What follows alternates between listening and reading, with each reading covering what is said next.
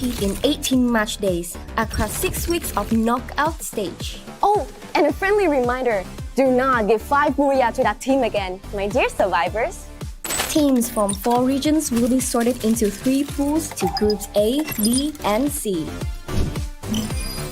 Each match day will feature 2 groups playing 6 matches in the following map order.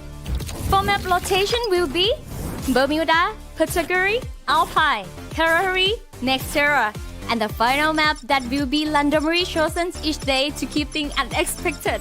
At the end of the knockout stage, 6 teams will be eliminated, while 12 teams will move on to the next stage, Point Rush. Over 11 and 12 October 2024, they will play 12 high-stakes matches. No one gets eliminated, but every point counts. These crucial points will serve as a head start points, heading into the grand final stage. The grand final will be on 13 October 2024 in Surabaya, Indonesia. 12 teams will battle in the ultimate showdown across 6 matches. Who will be the champion? Vietnam, Thailand. No, Indonesia and Malaysia. let's find this out at the Free Fire World Series SEA 2024 fall.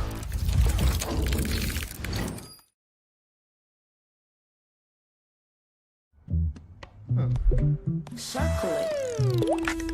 Circle, you let me circle it. I can find anything if I circle it. Let me circle it, I'm like circle. When I'm hanging with my friends, I can circle it. I can find anything if I circle it. See something that you like, you can draw around it. Can you circle it? Cause I can circle it. See something that you like, you can draw around it.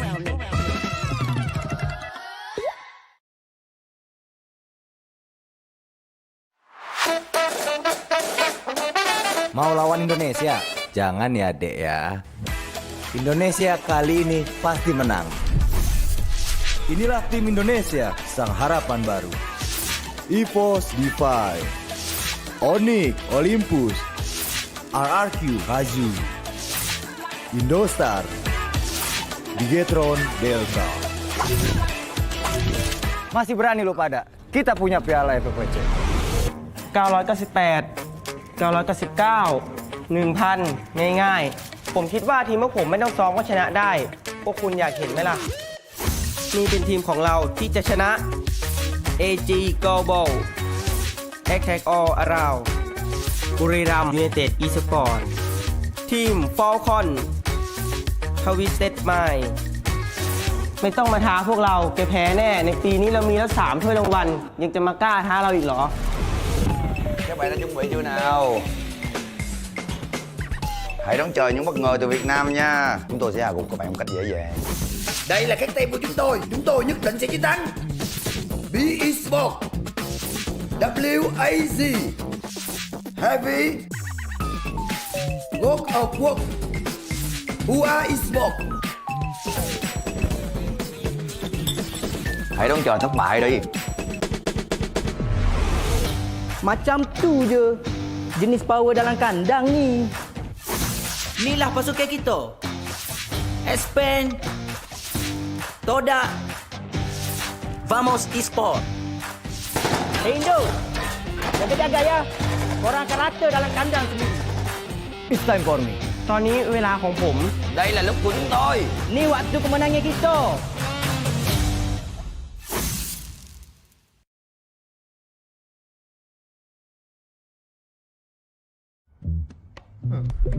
Circle it. Circle, you let me circle it. I can find anything if I circle it. Let me circle it, I'm like circle. When I'm hanging with my friends, I can circle it. I can find anything if I circle it. See something that you like, you can draw around it.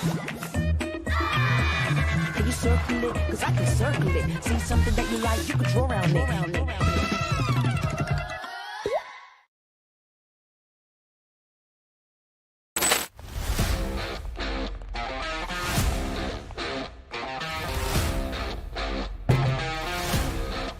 Get ready, Free Fire fans! The biggest event of Free Fire is back.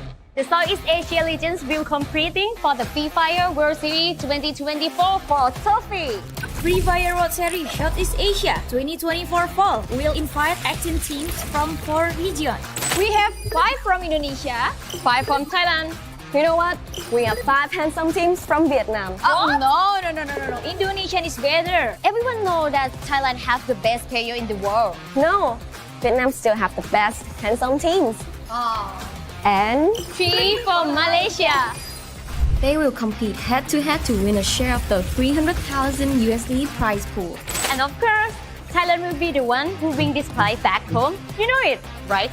It's our country. Impossible for other region to win. No chance for you guys. don't talk too much. Let's continue our announcement. Let's go. The tournaments will have 3 stages: knockout, point rush, and grand finals. Starting on 16 August 2024, 18 teams will be divided into 3 groups of 6 weeks. They will compete in 18 match days across 6 weeks of knockout stage. Oh, and a friendly reminder, do not give 5 Booyah to that team again, my dear survivors. Teams from 4 regions will be sorted into 3 pools to groups A, B, and C. Each match day will feature 2 groups playing 6 matches in the following map order.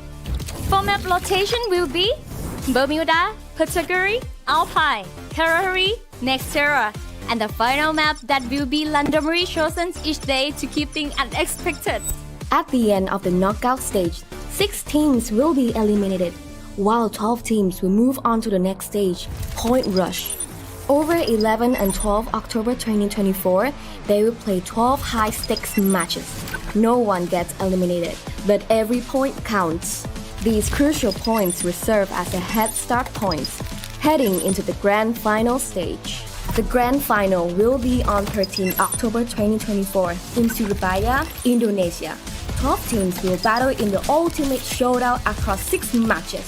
Who will be the champion? Vietnam, Thailand. No, Indonesia and Malaysia. let's find this out at the Free Fire World Series SEA 2024 Fall.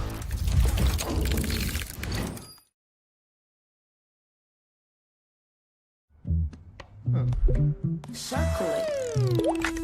Circle, you let me circle it.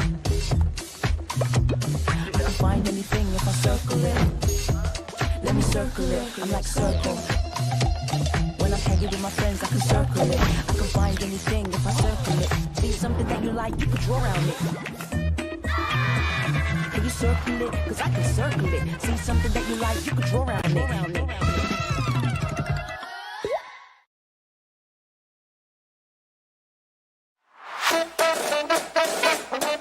Mau lawan Indonesia? Jangan ya, Dek ya. Indonesia kali ini pasti menang. Inilah tim Indonesia, sang harapan baru. EVOS Divine, Onyx Olympus, RRQ Hazu, Indostar, Bigetron Delta. Masih berani lu pada? Kita punya piala FFWS. 998 999 1,000 ง่ายๆ ผมคิดว่าทีมพวกผมไม่ต้องซ้อมก็ชนะได้ พวกคุณอยากเห็นไหมล่ะ นี่เป็นทีมของเราที่จะชนะ AG Global Attack All Around บุรีรัมย์ยูไนเต็ด eSport ทีม Falcon Twisted Mind ไม่ต้องมาท้าพวกเราแกแพ้แน่ ในปีนี้เรามีแล้ว3 ถ้วยรางวัล ยังจะมากล้าท้าเราอีกเหรอ Các bạn đã chuẩn bị chưa nào? Hãy đón chờ những bất ngờ từ Việt Nam nha. Chúng tôi sẽ hạ gục các bạn một cách dễ dàng. Đây là cái team của chúng tôi nhất định sẽ chiến thắng. Be eSport.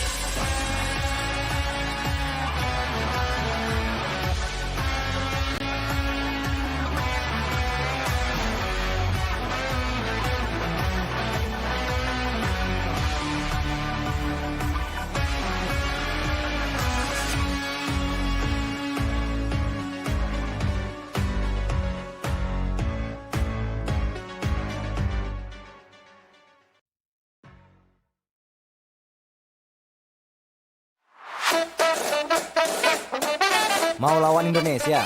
Jangan ya, Dek ya. Indonesia kali ini pasti menang. Inilah tim Indonesia, sang harapan baru.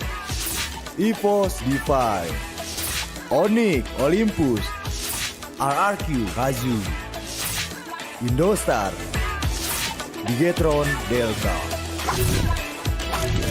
Masih berani lo pada? Kita punya piala FFWS. 998 999 1,000 ง่ายๆ ผมคิดว่าทีมพวกผมไม่ต้องซ้อมก็ชนะได้ พวกคุณอยากเห็นไหมล่ะ นี่เป็นทีมของเราที่จะชนะ AG Global Attack All Around บุรีรัมย์ยูไนเต็ด eSport ทีม Falcon Twisted Mind ไม่ต้องมาท้าพวกเราแกแพ้แน่ ในปีนี้เรามีแล้ว3ถ้วยรางวัล ยังจะมากล้าท้าเราอีกเหรอ Các bạn đã chuẩn bị chưa nào? Hãy đón chờ những bất ngờ từ Việt Nam nha. Chúng tôi sẽ hạ gục các bạn một cách dễ dàng. Đây là cái team của chúng tôi nhất định sẽ chiến thắng. BE Sport, WAZ, Heavy, God of Work, UA Sport. Hãy đón chờ thất bại đi. Macam tu je jenis power dalam kandang ni. Inilah pasukan kita. Expand, Toda, Vamos Esport.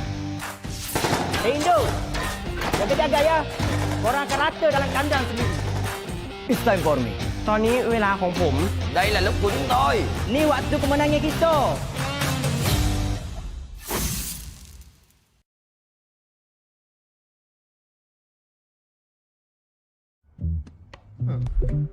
Circle it. Circle, you let me circle it. I can find anything if I circle it. Let me circle it. I'm like circle. When I'm hanging with my friends, I can circle it. I can find anything if I circle it. See something that you like, you can draw around it. Can you circle it? Cause I can circle it. See something that you like, you can draw around it.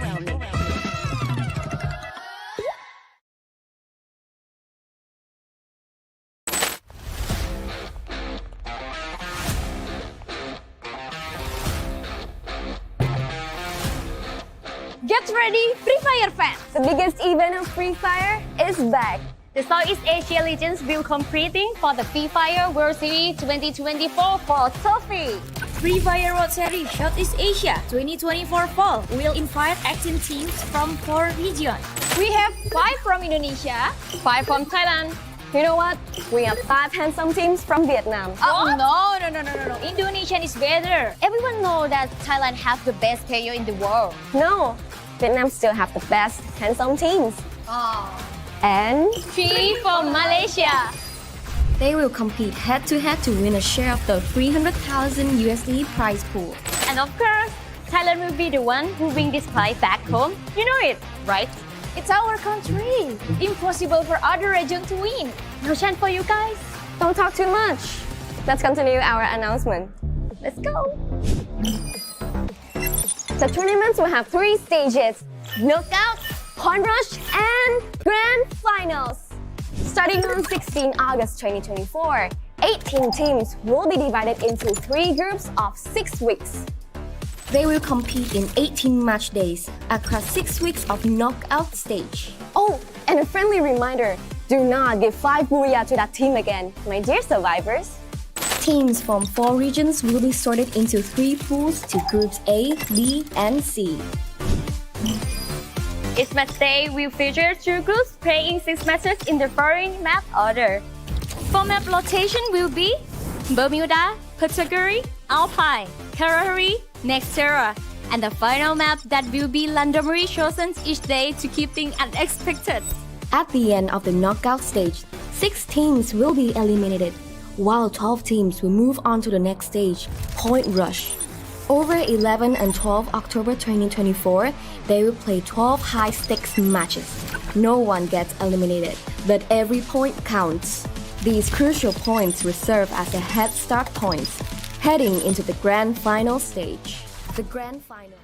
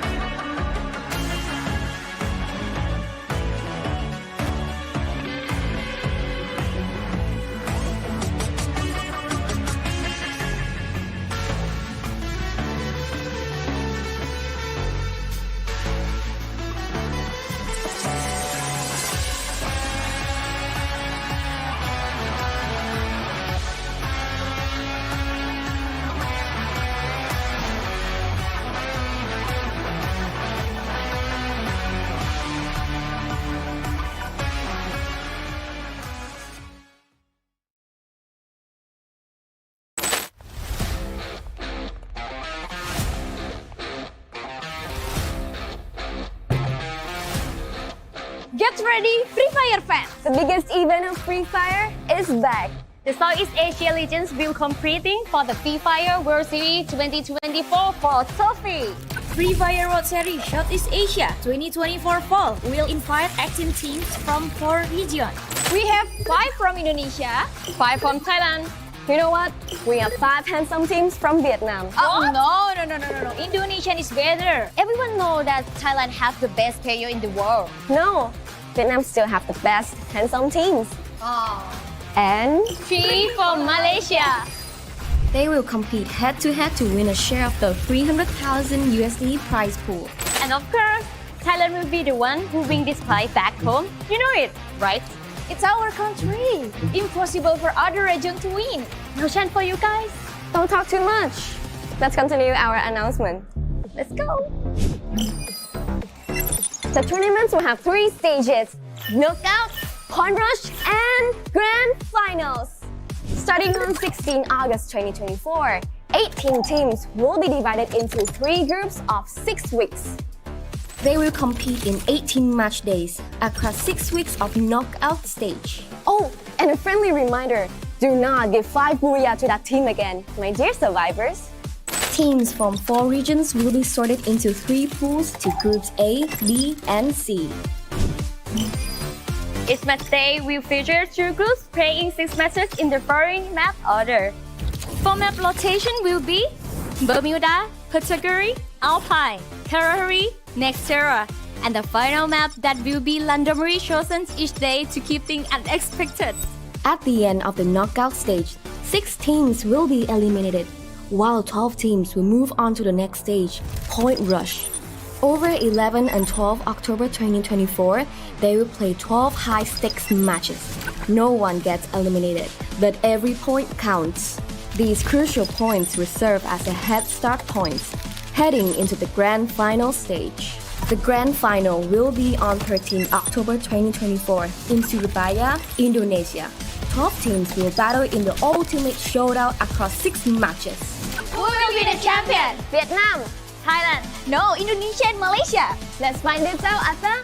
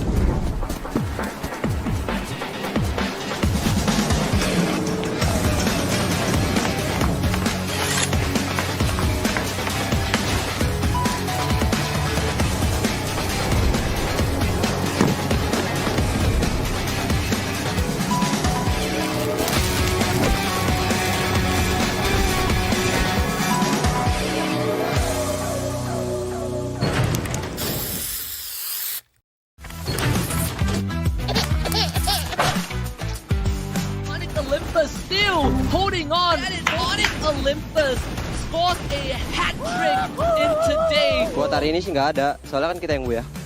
Say onto half health is lost. Razor is just down into it. Something Buriram AJ. Buriram secures Buya number 1. And 6 เลย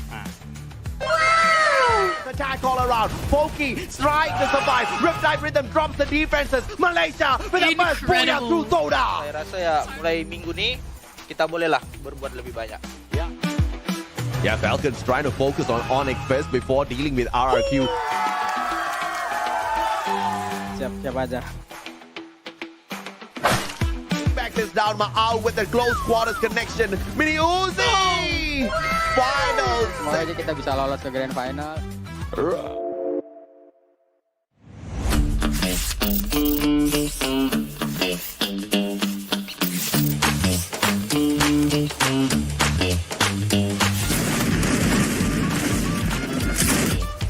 Wait a minute!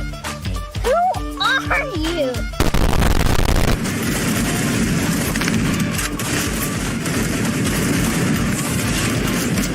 Quadra kill. Dominating.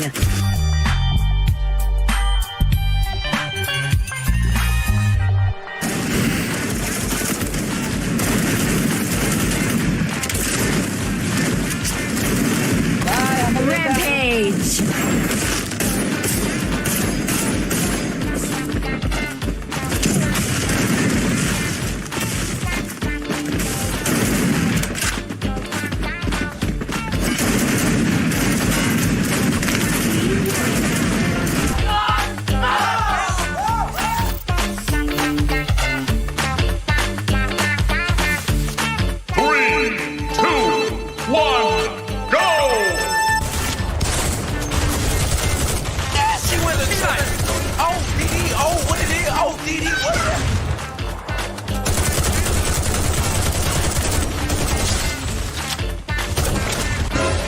Yeah, boy.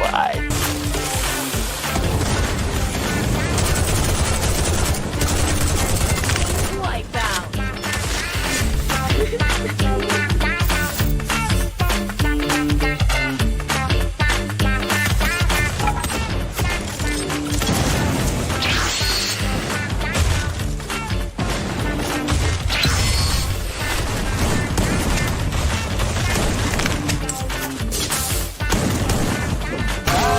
Triple kill.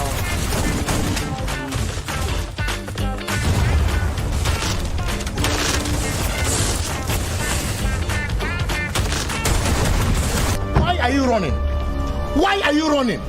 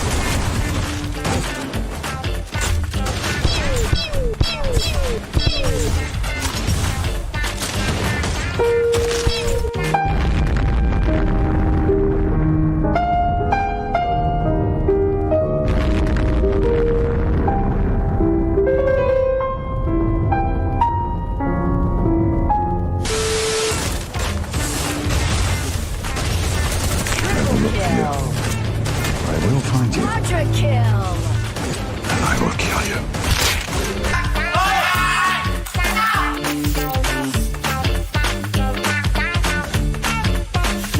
Final round. Fight. Headshot.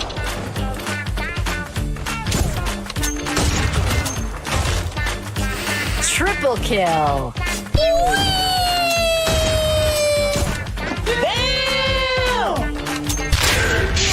Bye, have a great time.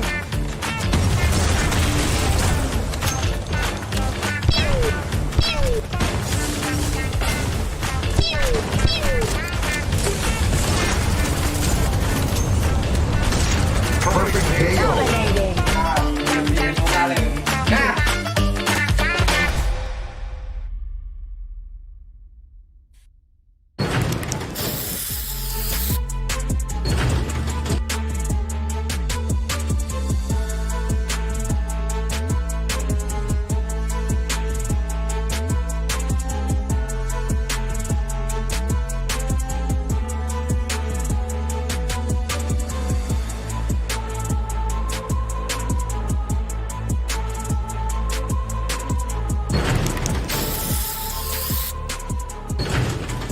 Ladies and gentlemen, welcome to the show in this Free Fire World Series Southeast Asia 2024 Fall. I am Neptune, the Gentleman Garcia. Together with me is the one and only Danley, and we are the voices that you will be hearing all throughout the day. And really excited in what's going to happen right now, especially that we have just ended the 2-week break, and I'm pretty sure a lot of things will change, Danny.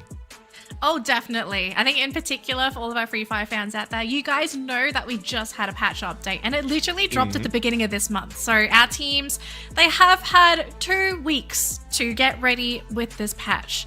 And I think some people are going to have some questions. So firstly, is our newest character playable this week? So I can confirm that for this week, Leela will not be playable, but she might be playable next week onwards. We are just sort of double checking to make sure that she is in a stable state. So keep an eye out, but no Leela today for anyone that might be curious. But we've got to talk about this patch, Neptune, because there were some major changes. We had some nerfs going in towards some of our most used weapons, and we had some buffs going to our lesser used weapons. And I think in particular, I think we kind of have to highlight the Trogon. You just saw a replay of Barn just plugging all those grenades. But you can't do that anymore because the max magazine for Trogons is now only 2. And I kind of wonder, because of the limit of magazines, is this going to have people maybe not pick up the Trogon as much anymore because it relies on you being more precise with your shots? That's one thing about a Trogon now. I mean, since it's a dual weapon, you can use a grenade launcher as well as shotgun. There's still, like, it's still viable as a shotgun, and that's where that's the main I would say the main weapon that the players has been using. But I mean, you do have a point. Once you like reduce the number of grenades, less damage will be dealt with before you switch over to that shotgun. But before we go there, I mean, we've seen a lot, and this has been happening for the past few weeks of the knockout stage, because this is a long run and we're only halfway through on the knockout stage, because the teams are really preparing to get that 100,000 US dollars for the champions. Yeah, and I think now that we're sort of in a really weird spot for these teams because we have the new patch, teams that were not feeling that great before the patch now have to learn a whole new patch. And sometimes it can be a really like a delicate balance of whether your team is quick to pick up the new changes, or maybe for all you know, the balance update may have gutted a team because all of their key weapons, characters, and whatnot, utility has been nerfed. So every time I get these updates, I love seeing them because they obviously the whole point is to try and balance the game so that we see more variety in our matches. But sometimes it does come at the cost of teams that may have become a bit too reliant on the star weapons and characters the previous patch. Yeah, I mean, I definitely agree with that. And that's one thing as well, because there has been a lot of teams who's been switching it up for the first half of the knockout stage. But since we're halfway through, this is where everyone will be going in higher gears, and an update will be happening that would like really disrupt the tactics that they have. So they need to pick it up a little too quickly before the end of the knockout stage so that they can place themselves in the top 12. And it's not only that, they have to deal with point rush as well as the finals. And if they're not used to it, even if they got to the top 12, it will be tough, really. Yeah, look, if there's a time to get used to the new patch, it is literally now, right? Guarantee top 12 and then just start experimenting with all of the new utilities and weapons and items that have been buffed and nerfed in the patch, to also find some new combinations. Like I know you mentioned, because we were looking at the patch as well before we had the broadcast today, Tatsuya's card is now in the shop. Yeah. So now we're going to be given an option, because Tatsuya has been popular for such a long time, like even since last year, right? Basically everyone and their mum uses Tatsuya. So now that the card is available, I wonder what teams are going to be bringing in now, knowing that, okay, I'm just going to buy the card. what do we replace Tatsuya with? Well, I would say they can utilize, like mostly the teams are prioritizing Skylar, so they can just switch it up a little bit so that they can use the active card skills as well. But again, it would be different because for the past few weeks, especially in knockout stage, a lot of teams has been trying different things. Cassie has been introduced. Yeah, Cassie has been introduced, and a couple of Booyahs has been taken just because of that therapy that's been brought in by a character. So like slight changes, big the results, and I'm really excited on how this is going to end up towards the end of knockout stage. Yeah, I want to see as well if we're going to be seeing a change in terms of most used weapons, because I think basically for the entirety of the thing, it's what top 2 has been like Woodpecker Trogon, right? For the majority of the tournament. I think the third spot, it's always it could really change. It's really just the top 2. So the Woodpecker got a bit of a damage nerf. Trogon had the magazine reduction. Do you think this is enough to sort of bring these 2 weapons down? I don't think the Woodpecker's actually going to drop in popularity. I feel like just 5%, that's not really enough to really undermine it as a weapon anymore. I think it's still too good. I guess like Woodpecker has dropped in popularity. It's just so happened that in the early stage of each map, it's just the most viable before they get to the M82B or the AWM. So they will still be wearing that. Trogon, and we talk about that, like the dual personality of the Trogon, it's still viable because you still have a shotgun with you. And I would love to see, and we were talking about this as well, a return of some of the best. And that's where a lot of highlights has been brought in the past seasons of World Series, if not like regional qualifiers and Charge Buster. I mean, I would love 180 shots coming from that gun alone. I am actually really interested to see how much of a change the patches had on the Charge Buster, and if we might be shifting more to a CQC meta, like much more CQC, a lot less ranged, just because of the power of not just the Charge Buster, but we're also going to be bringing back the double vectors. It's been so long since the double vectors has really been viable, so to see that also being buffed, I'm just like, are we trying to turn this into like some kind of melee CQC kind of game? Because that's what I'm getting as well. Let's not forget too, Neptune. We have had a lot of changes as well to glue walls. So many weapons have been buffed to pierce through glue walls, whether it be through penetration. And oh my gosh, I have to mention the charged scythe attack. I'm actually so excited to see that in competitive play. I actually foresee a lot more teams using the scythe to actually break those glue walls. Oh yeah, definitely. I mean, there's a lot where in the instances you'll get trapped, and a secondary or a scythe can be used to take it down without risking the bullets you have. That would be good. I would love to see all those changes happen, but there's not so much of changes right now, especially with the maps that we have apart from that random map for game number 6. And one thing's for sure, it has been a favorite of the randomizer.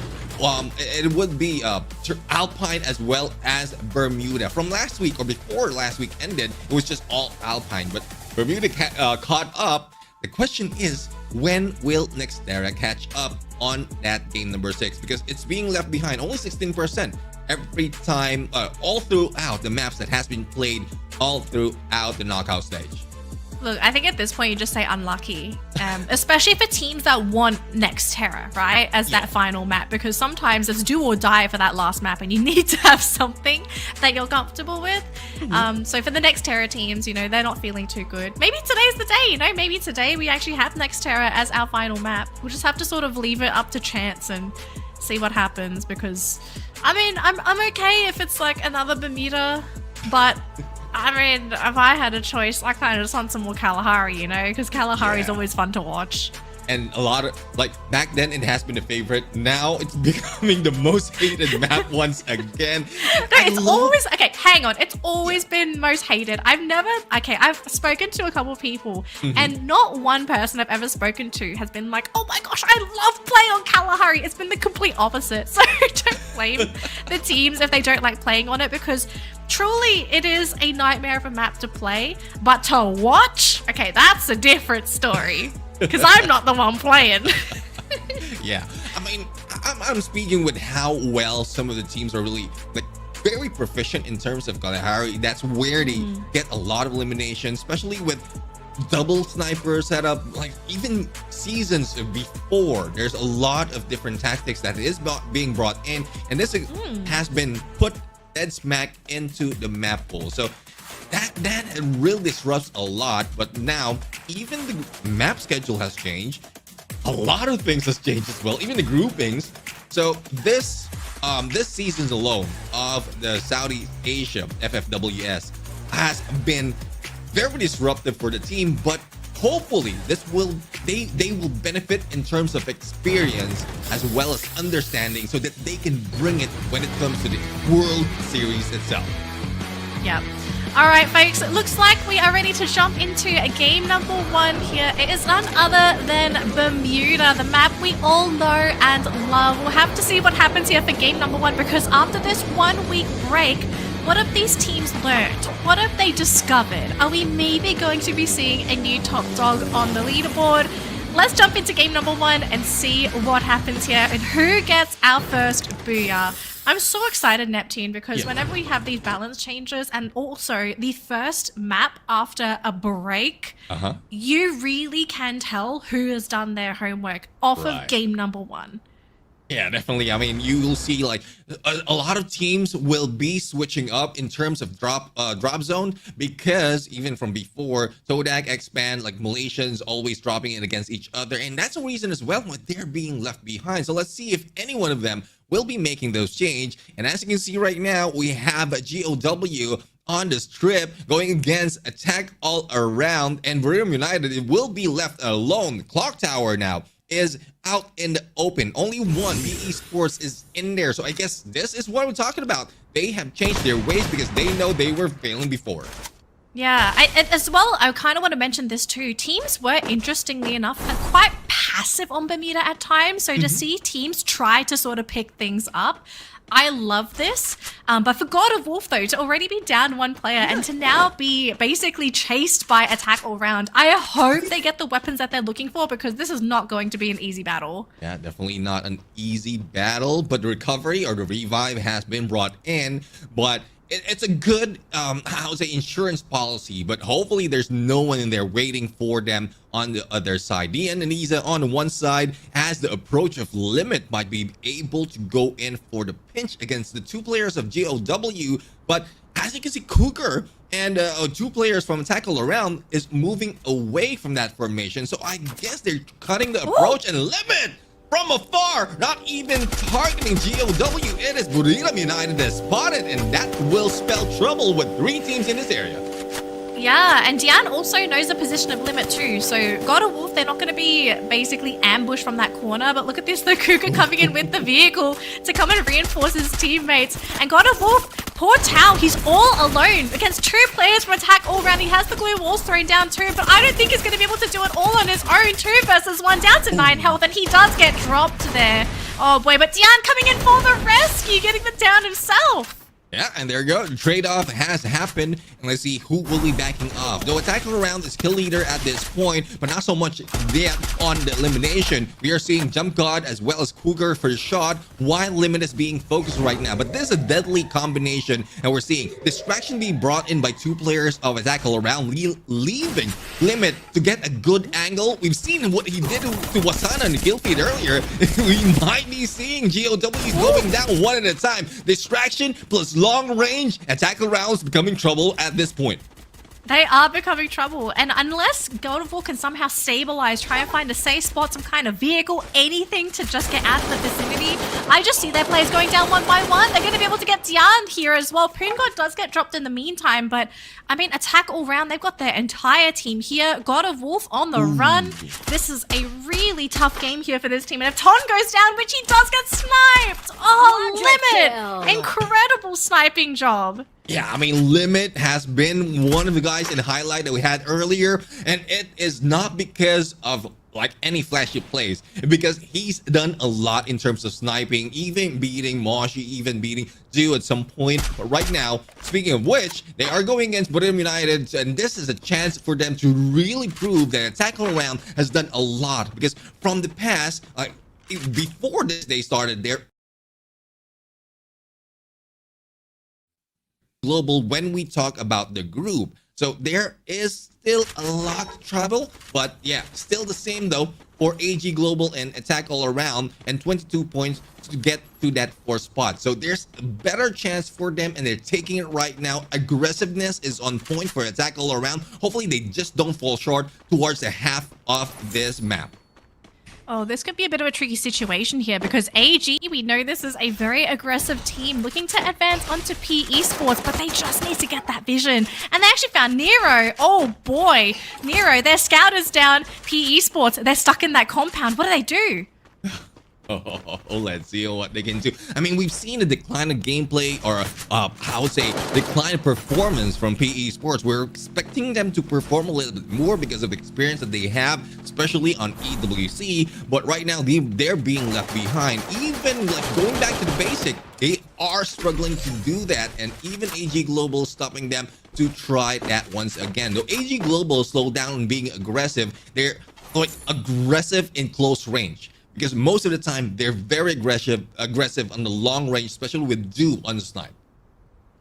Oh, so we do have 3 teams on the screen here. We have Vamos, Hua, and Expand. Expand actually going to be heading over the mountain there, but do they know that Hua is there as well? They're very close to each other. Oh, it seems like it. And there you go. Shot. There. Putting down Mikit, and that is just when they are about to peel out, and it's not stopping them. 2 went down already for the side of Expand, and they will be flying in, plus the vehicle not giving them any chance to get away. But that is good. I would say good spot for Vamos as well. Oh, Yanbin missing the missing the chance to go. And no, he did stop. He did stop. Might be able to see him. Did they spot them? Oh no!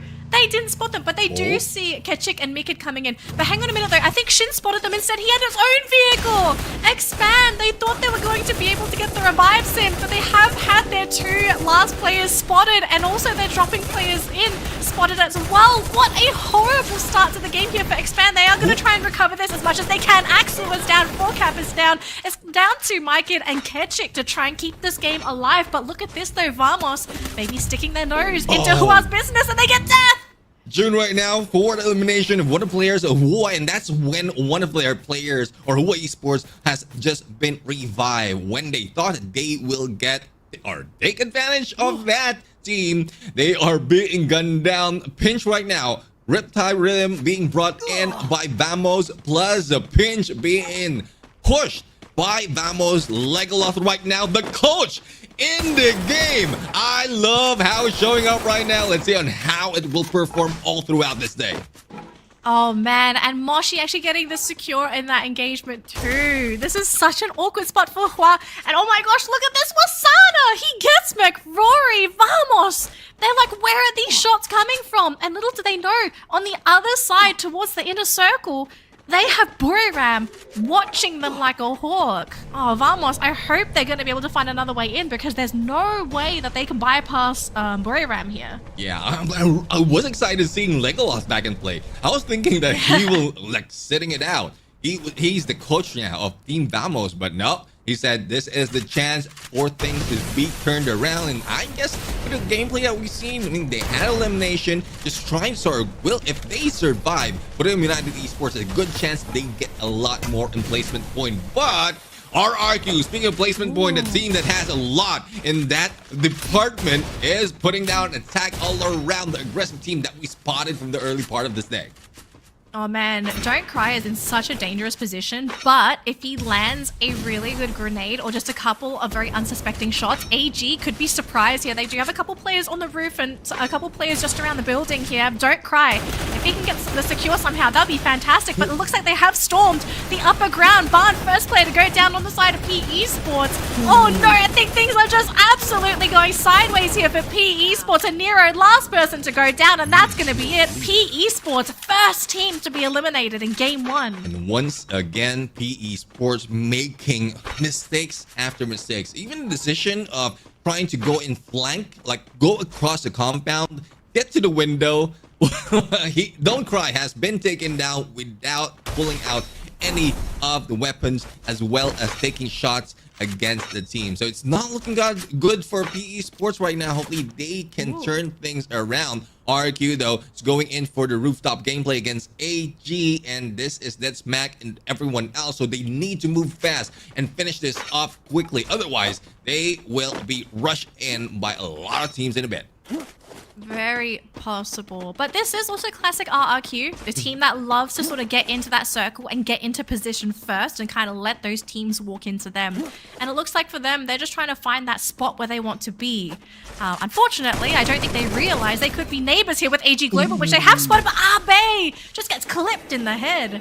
And stop right now. A little too good in accuracy, and here comes the jump. RRQ right now will be surprised from above. They need to get away. The pickup has been done though for RRQ, but here comes the flank to one side. Caramel and Duel receiving a little bit of damage though, and this might be what RRQ needs to get that advantage. But as you can see on the high horizon, a lot of teams will be waiting for them, so they need to end this 20 seconds, 30 seconds. Otherwise, just pull out and flank so that they can get into a better position. Yeah, so RRQ gonna hang tight. AG Global though themselves gonna be switching up where they want to be. Maybe trying to get into a better position and really just get out of RRQ's eyesight, right? You don't want to be dealing with a team that loves to sort of play that very campy style. But looks like God of Wolf, they might be struggling if they get spotted here by AG, because we know for a fact that AG if he wants to pop your head, he knows how to. So let's see if they can catch sight of them, because they're running in the opposite direction, actually running away from God of Wolf. Let's see on how will this work. God of Wolf. And this is... Yeah, I mean, this is the most instance that we've seen RRQ take advantage of engagement. So I guess AG Global will try to pull away, because they have been... They have been poking on RRQ's nest, but knowing that another team on their left is coming in, so they're being cautious right now. Oh, interesting. We've got a portal go actually connecting from God of Wolf to RRQ's compound. I'm kind of wondering, is this maybe RRQ looking to maybe storm that compound themselves? Maybe thinking about it, keeping the options open. In the meantime, though, we do have Todak sitting at a very uncomfortable angle. They're stuck on this hillside, and if they stick their heads out, God of Wolf and AG Global, both teams, very likely can just sort of poke at them, but it looks like they were going to try and just go onto the rooftop there on top of God of Wolf's compound. So Todak, they've managed to find a way in, but they don't really have too many places to hide. They're quite exposed up here. Yeah, definitely. I mean, if trigger discipline has been put in by Todak right now, they could have taken advantage of any situation that will be happening, because it's closing, or Phase 3 is closing right now. Heading to Phase 4, a lot of movement will be done, and they could have just spot them, shoot them down from afar without showing up just yet. But in those stars right now, one elimination. The aggressiveness has died down for this team, and let's see on how well they can play this through. Look at that circle, Neptune. So RRQ, they're going to be in the corner, which means everyone's going to have to try and fight their way through. And look at that, though. Bururam flying into Indostars, I believe. Oh, boy, that's going to be a bit of an ugly fight here. No, it's not Indostars. It's actually Hua Esports. Oh, their nightmare has come for Hua. And one thing is, we are on the 4th phase, counting down to close it to the 5th, and we still have 11 teams. So 11 teams, yeah. So this 41 players. Chaotic later on. And as you can see, only a few teams is heading in on the next phase of the circle. And that might be the team who will be taking advantage of when they rush us in. So we'll have to see though. Brim United did a good job of surviving, not spotting anyone or not being spotted as well. Out in the open, Vamos and Legolas being taken shot at, and this might be it for the two players of Vamos. Oh, they're just being barraged by both Attack All Round and Vamos, but Vamos also not going to be too happy with where they are either, as well as Falcons. Vamos, they lose all of their players that have sort of flown in. And even Falcons struggling in that engagement, losing so many of their own players. So Vamos, they still do have 2 players left, but there's no way that they can launch themselves in. I don't know how they're going to get into this circle, but speaking of circle, look how crowded this one is. And in those stars right now, going for the rush, and there goes Pejik being taken down, and it's not just him. A lot of players from Expand are being taken down, and there you go. On 11, Expand has been eliminated. Brim United, though, receiving a lot of damage coming from Eraser of RRQ, and RRQ is just on fire. Not just on fire with FGL, but on fire with this gameplay that they have, putting down BRU. Oh, but look at the back though. Indostar's coming in behind RRQ. Dutz has been taken out. Their team is going to be using glue walls to try and buy some time. But Mal, another player that is down. It's going to be up to Razor and Co. The only last two players left here for RRQ and AG Global. They're trying to break into that compound themselves, but the glue wall, it is stopping them. But look at this building! What is this, a hotel?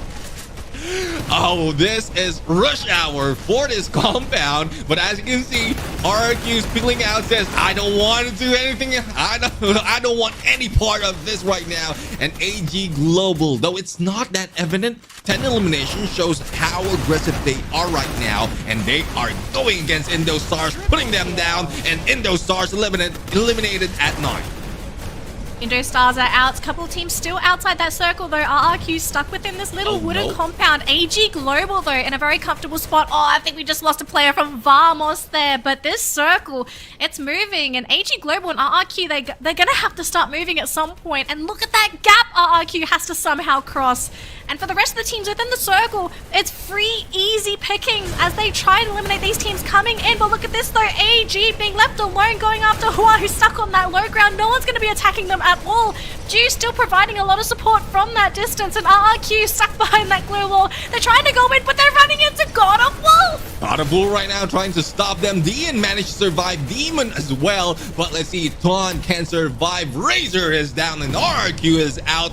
Hua will be pushed in by AG Global, and love the rotation that AG did at this point. 1-3 split, pushed out Hua Esports, and they can take over this compound against Attack All Around. The only threat would be Team Falcons, who's shooting them out from afar from behind on this rooftop. And even if they're only 2 players, they can time it well so that they will be able to survive to get that booyah. Let's see how it works for this Team Falcon. We're going to have to see how it works. AG, though, still on the low ground here, trying to find some more bodies to pick up. They're not happy with 16 eliminations. They want to try and get some more, but so many glue walls just blocking all of those windows. I'm even seeing cars flying in from the sky as well. They're ready to start running down all of these players, but Attack All Round still occupying the top of this compound. But these teams are going to have to start moving out of that compound and into the open ground. And look at this Cypher hiding behind the monster truck. I love this. He is ready for that final push. Yeah, definitely. I mean, he's setting up 2 monster truck just in case, like, once everyone will be going out of this compound, and they're just waiting.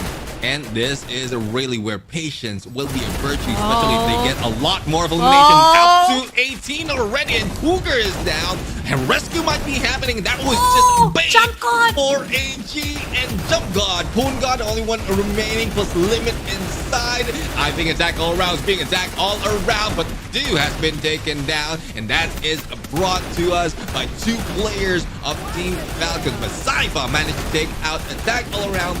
Still 4 remains, but 10 players alive.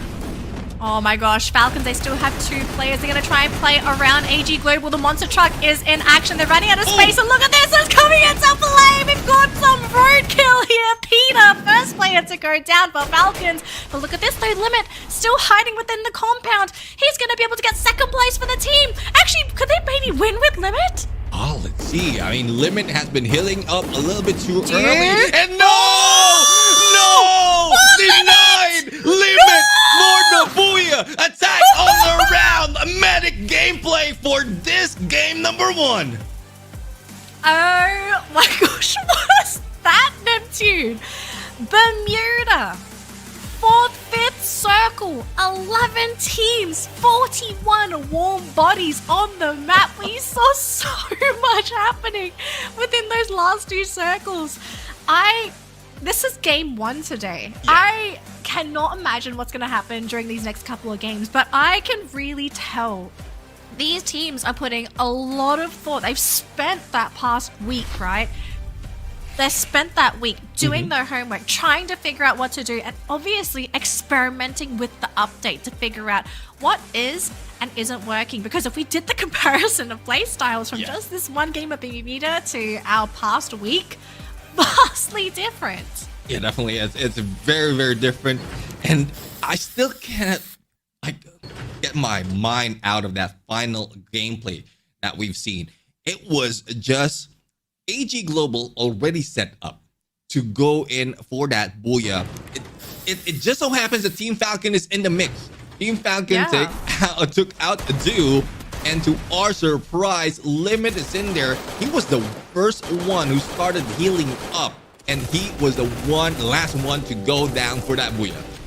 Yeah, I mean, for him, it was basically cross your fingers, right? Cross your fingers that you can outlast the opposing team, because essentially that fight really went down to the wire for our last two teams that were actively fighting. And so the question I kind of have here is, like, imagine if Dew didn't land his shot. Would that booyah have actually not gone to attack all round, and maybe actually would have gone to the opponent? Yeah, I mean, it might, but regardless of which, how aggressive AG Global is right now. It's not just AG Global, just this but this is the literal definition of battle royale right here, dude. Okay, look how many players are here. Yeah, and my this is gosh. it. This is it. I mean, it was on fire. Team Falcons that denied them of that booyah, and I love how it ended up. From what I'm looking at it looks like it's very predictable. It seems like it was predictable, but this is what we love about Battle Royale. The dynamics on how you can grab that win, that booyah. It is just 3 teams in that fight. Oh my goodness. I'm loving this, especially with how much study, homework they've done. And will this be paying off all throughout this next 3 weeks? We'll have to see. Look, we're gonna find out, right? Like, these teams, even though they're winning or they're losing, they're also learning how to adapt to their opponents. But we do need to move over to the interview with Attack All Round. So let's see what they have to say after securing the first booyah of the day, playing medic style. In a moment. Hi guys, welcome back to the second half of Free Fire World Series SEA Fall 2024. Here with us again, and this is Kuga from Attack All Around. Put your hands together for him. How do you feel? Any pressure? Do you have any pressure because you come back in the name of Attack All Around and you are competing right in the first day? รู้สึกยังไงบ้างคะตอนนี้แบบกดดันไหมหลังจากที่แบบว่าพอเรากลับมาในนามทีมใหม่แล้วก็มาอยู่ตรงนี้เลยไม่กดดันครับชิวๆอันนี้เล่นแค่ 10% เองนะเนี่ยอันนี้ยังไม่เต็มร้อย Okay, not pressure at all because I play just 10% of my ability, not even 100%. You just put your effort just only 10%. What will happen if you put your effort like 100% in the game? เขาบอกว่านี่แค่ 10% แล้วถ้าเกิดเล่น 100% จะเป็นยังไง โอ้โหผมบอกเลยลั่นๆอ่ะลั่นกว่านี้ผมบอกเลยลั่นแน่แหละ It's gonna be the game changer for sure. Like all the team have to be scared of me. Yeah.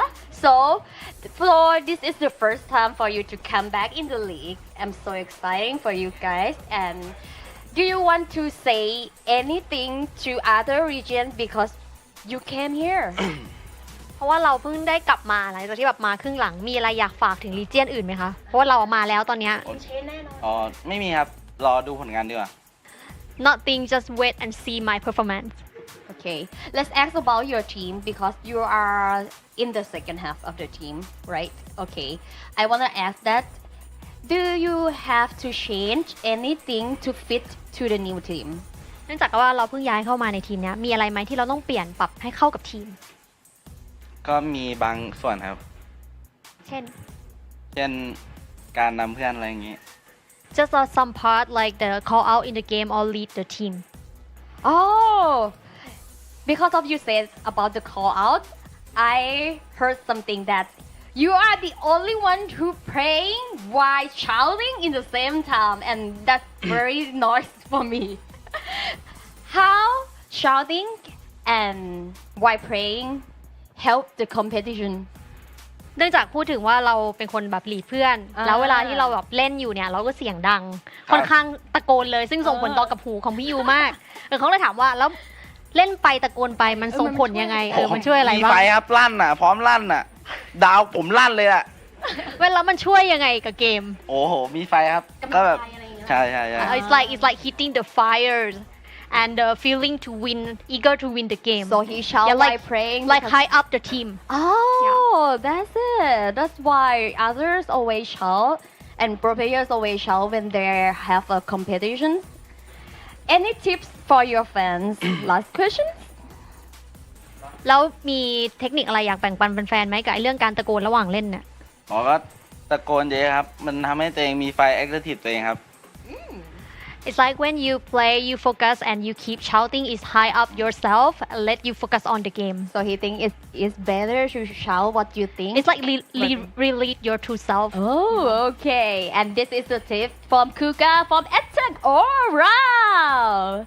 Hope to see you again next game. What did you see? What did you post? Attack All Round, right? So we will say goodbye for now with this post. Okay, in 3, 2, 1, back to the showcaster. Congratulations to Attack All Round.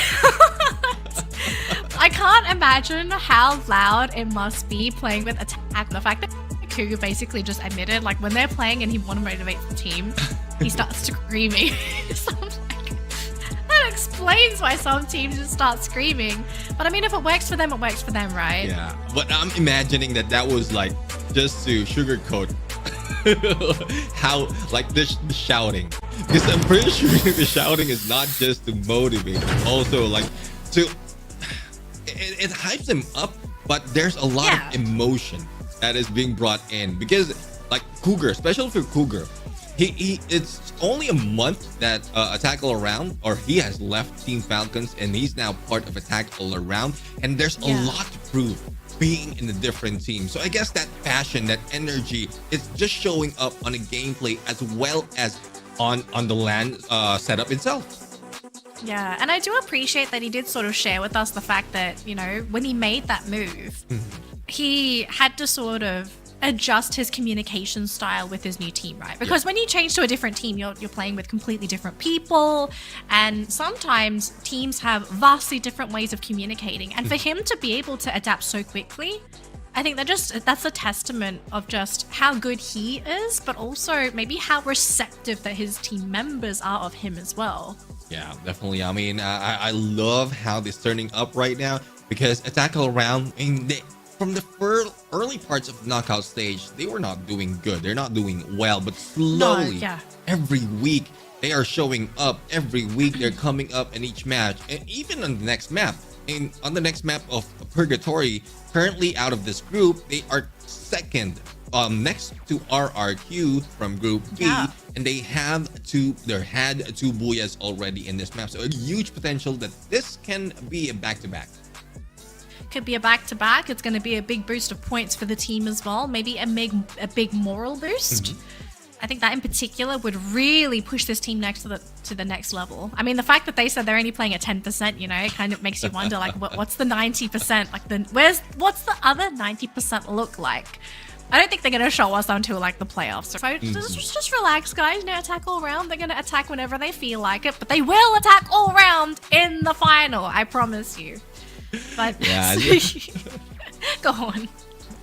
Yeah, we have the key players right now. Caramel, and this is what I love about Limit. I mean, he might not be the MVP most of the time, but he really brings in a lot in terms of gameplay. This time it's just glue walls destroyed, but it's not just the glue wall. The elimination that he brings in, or the damage that brings in before teammates can eliminate opponents, it really helped Attack All Around all throughout. But this is what I'm talking about. Despite of not getting that Booyah, they still grab that #1 spot for this game because of all the elimination. But let's not take it away from Attack All Around gameplay, meta gameplay. It has been brought in by Limit in this game, plus Falcon being number 3, surviving despite of only 2 left in that chaos. Yeah, and actually, I think we also have to sort of have a look towards the bottom of the bracket, it's just seeing Buriram down there in game number 1. Like, that is very unexpected for this team because we've seen them blow up in those previous weeks. So I guess maybe today is going to be another slow week because this team is really weird sometimes, right? They have days where they're just like, they're on from game number 1, and then other days where it's like they need 2 to 3 games to kind of warm up, and then it's like, okay, game 4 onwards, they're awake. So I'm wondering, like, is today going to be one of those days? Because if you're giving this opening away, you're giving a chance for RRQ, for AG to catch up in points. And, sometimes just having that first place, it boosts your ego. You kind of need that ego if you want to play at your best. Yeah, I mean, it would work if they're aiming for the MVP, but you know how Buriram United is. The MVPs just go all throughout all the players, and it's really tough to tell which among these Buriram United players can grab that weekly predator. But one thing's for sure though, despite of how or what gameplay, or even if they don't show any gameplay, they are in a 200 plus lead for that top 12. So it's not that easy to bring them out or to kick them out of the top 12. So they can chill, especially day number 1. It's all of a studying what will be brought out by those who have got too excited to pull out their trump card. Sure. I don't know. Sometimes I wonder, if this team doesn't get first place in the group stage, I feel like that does impact them mentally. But then again, this is just my kind of observation with this team. They can be amazing. I think we've all seen this team really pop off, but it's just, they always seem to fall short in that final stage, right? The most critical moments of a tournament. So who knows? We'll have to see what happens with them. But everyone else, though, these other teams, they're still scrambling for points, right? Not just to guarantee their top 12, but for the teams towards the bottom of the bracket. There are some teams that still haven't made top 12, and there are some teams hanging on to top 12. So I guess we kind of have to put our attention to them at some point, right? And to see, we'll do a status check on our bottom teams after this matchup, because there are some teams that are at risk of dropping down, and other teams actually potentially in a good spot to make a jump themselves. Yeah, I mean, the tough spot really goes to the 3 Malaysian team. Because, to be able to get to the top 12, they need 100 points. And it's not as if the other teams are not getting any points. If they will be resting all throughout, all the teams above them will be in the break, yes, they might be able to do so. Yeah. If they double it up, they might have a little bit lead to maintain or to keep themselves afloat. But the rotation of the group stages is it's predictable because it's known, but it's not that you can find an easy pattern on how to get to that top 12. Right. And as well, right, if you think about it, you're behind by 100 points after 3 weeks of play, and you've hit the halfway mark. How are you going to not only get those 100 points to catch up, but you also have to offset the points of all the teams that are above you. So essentially, you're not just aiming for 100 points. You're probably aiming for something like 150 to even have a chance of making it to top 12. And I feel like it almost seems impossible, but obviously there is maybe a chance of someone popping off for 2 weeks, right? Yeah. And they get 50 points over the course of 2 days. Then things start to become a little bit more realistic, but you have to still be consistent after that. You can't have weeks where you're getting low double-digit points. Yeah, I couldn't agree more with that. But what I love is Todak. Todak has huge potential. Yes, agreed. I think from the second week of the knockout stage, they not even stepping in top 3 ever throughout the map. 0 on top 3 percentage. Yeah. But now, yes, they did less compared to Expand and Vamos, but they are above the 2 teams in terms of elimination. So aggressiveness is working for Todak right now. All they have to do is tweak it a little bit on the placement, and they can reach that top 12 by the end of the knockout stage. Yeah, really comes down to whether they can stabilize their gameplay. Now, speaking of gameplay, we are flying into map number 2 here, folks. And at the moment, we're not really seeing any major hot drops, just a couple of teams scouting out here and there. Although, actually, Hua Esports and a tackle around. What is this? They're having a party again? Another party. And, well, we've seen this before.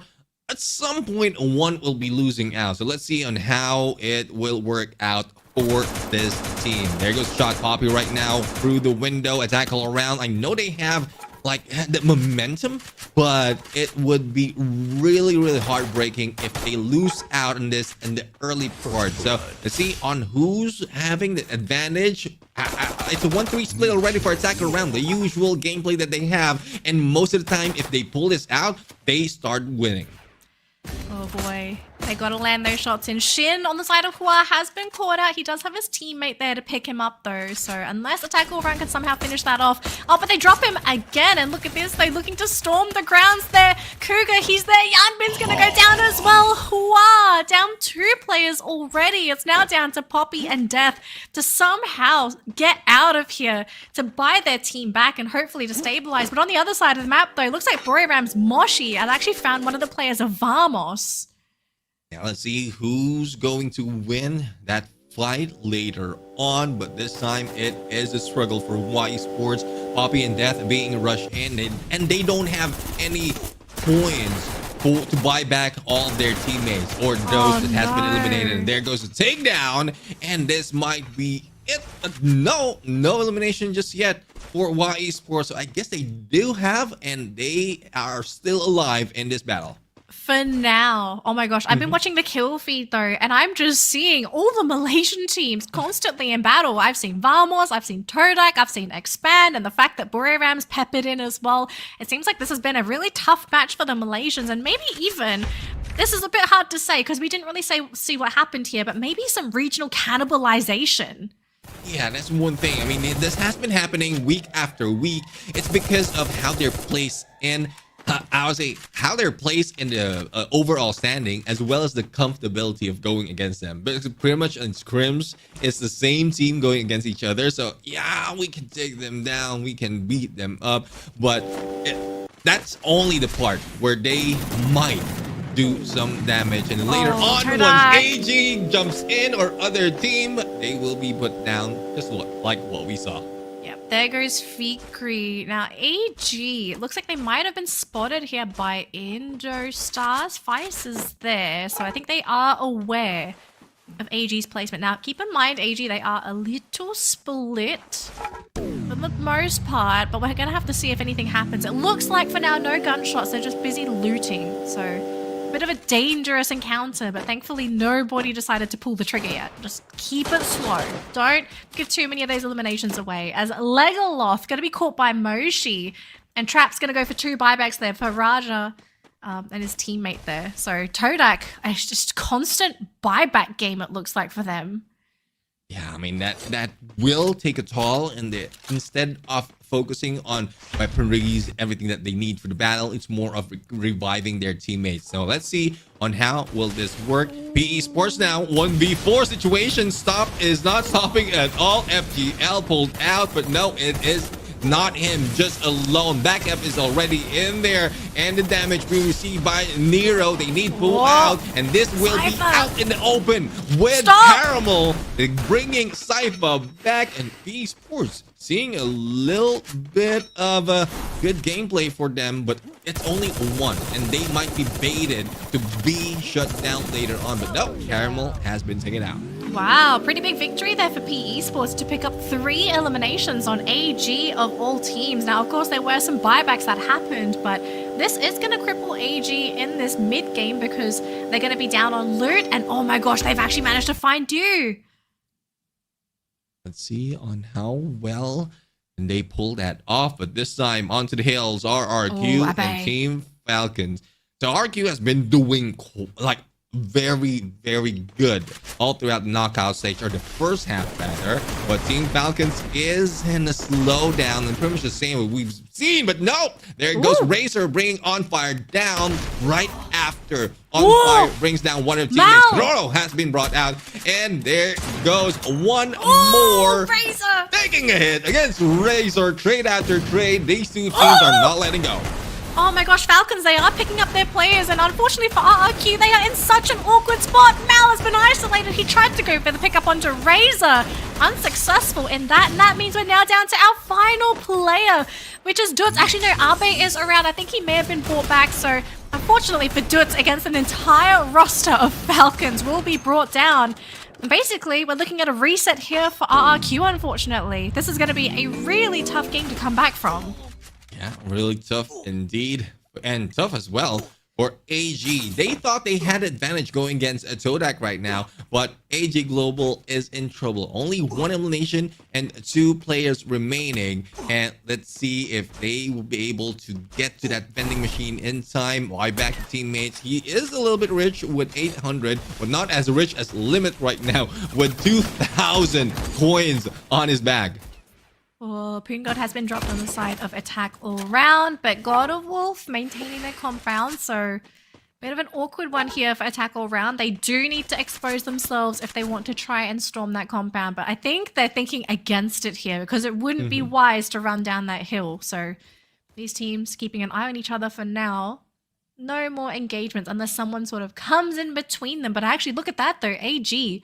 Just on the other side of the map there, still quite far away, so not at risk of being picked up there by attack all round. But actually, look at this though, Cougar looking to fly himself in. I guess this is Cougar, or I can hear Cougar shouting again in my head based on how they are going in the rush, because they know enemies are in here. Not specifically GOW, but there goes the hit. Isa goes down, and this is a push right now. The usual tactic that we see: once one goes down, we take out the rest. Oh man, they completely bailed when Isa got caught out. And God of War, there's another one that's getting picked up. Oh, look at this Snipes Limit! This man has no limit when you give him access to a sniper rifle. Oh my lord. And that's going to be it. God of War, first team eliminated. First team eliminated, but they we are seeing a lot of aggression right now. Probably Attack All Around felt that, oh, we have to do a little bit more, similar to what we've seen from AG Global. But this time, AG Global is in trouble, and Expand is the team who's putting them down one at a time. 5 eliminations already. We're talking about how the Malaysians has been going against each other. It's a good approach right now for them to move ahead of the pack and into the zone. But this is what Stars right now, Star Knights Esports rather, not Indo Stars anymore. So Star Knight Esports, Lim, 18 Deer, Fies, and Raz is going in for the flank, trying to get away from Attack All Around. So let's see if this battle will happen, because the zone is already closing in. Yeah, I don't think anyone wants to be fighting into Attack All Round, especially with how motivated they are after that first matchup. But oh my goodness. Bit of a spicy one here for game number 2. So for Stars, just gonna hold the fort. Maybe if they play it patiently, that might be a way for them to sort of make that comeback happen. But actually, PE Sports is towards the northern side of the map there. RRQ, we did see a couple of buybacks there. And Todak running down the hill. And look at this stop. All on his lonesome. Do is there and Cypher as well, but keep in mind, right, AG are extremely poor. This team has been constantly picked off time and time again, so if Stop gets picked up, it's going to be down to Do and Cypher to actually eliminate Todak.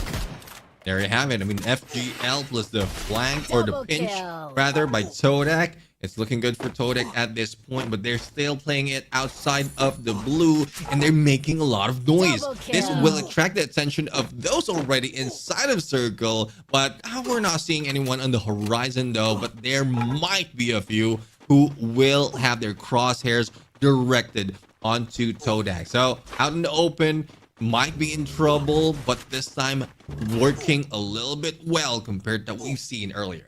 Yeah, that jump pad is actually going to be a huge sigh of relief for AG, because at least for them, they're going to be able to find a safe way in. Actually, I think they used a jump pad for themselves. Oh no, that was a buyback, sorry. 2 players brought back flying in. Oh man, I keep mentioning it, but AG, like considering their explosive game number 1 and how they have been basically clipped in game number 2, right? Their wings have been clipped. They are playing on a delicate line. They run into the wrong team and the team just gets completely shut down. But if they can recover somehow, it will be very impressive. But a top-down view so far, teams are pretty spread apart with RRQ playing on the edge alongside Falcon. Star is pretty deep within that circle and looks like Buriram and Expand going to be neighbors for the meantime. But Buriram, they don't have a compound to work with. They have to play with natural cover. And oh my gosh, look who that is, a tackle round. Yeah, tackle rounds in there, but if I'm not mistaken, one player from a tackle round has been knocked out, and this time on this side, RRQ is putting a lot of pressure on Hawaii Sports. But why not? Because they are the possible gatekeeper is potential for Hawaii Sports. Whoa! And RRQ is just clearing the road. Lost one, and Dutz goes down. Abe and Maal needs to make the right decision, otherwise they will be eliminated with not so much of elimination points. Yep, they will get the pick up, and Dutz is going to be able to heal himself back up as well as Mal, but these guys are going to have to start moving in very soon. And look at that, wow, eliminated in 11th place. So RRQ, that aggressive play, paying off for the team. And look at this, though. We see Ketchik flying in here for Expand, going right into the compound. Surprised they weren't caught up by a tackle round.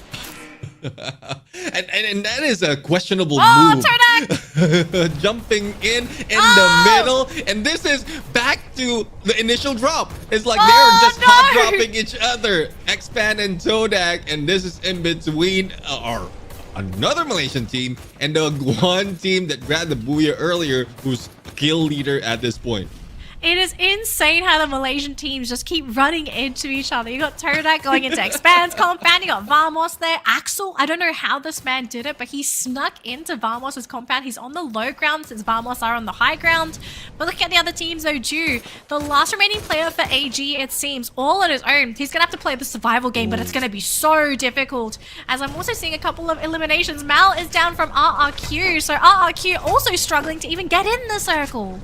Yeah, I mean, despite of the number of compounds that we have in here, number of teams though is not the same as earlier, but it's still chaotic. If once you step out of a compound, a building, you will be the target. So that is where the pressure is coming in from all of the teams. But Star right now going in for the rush, and it is RRQ that they're targeting. Dutz has made his way far away from this compound, but Feist says no, we're going to take you out. Abe is being taken down by 3 players as well from Star, and there you have it, elimination of Abe. But they need to move, otherwise this is going to hurt.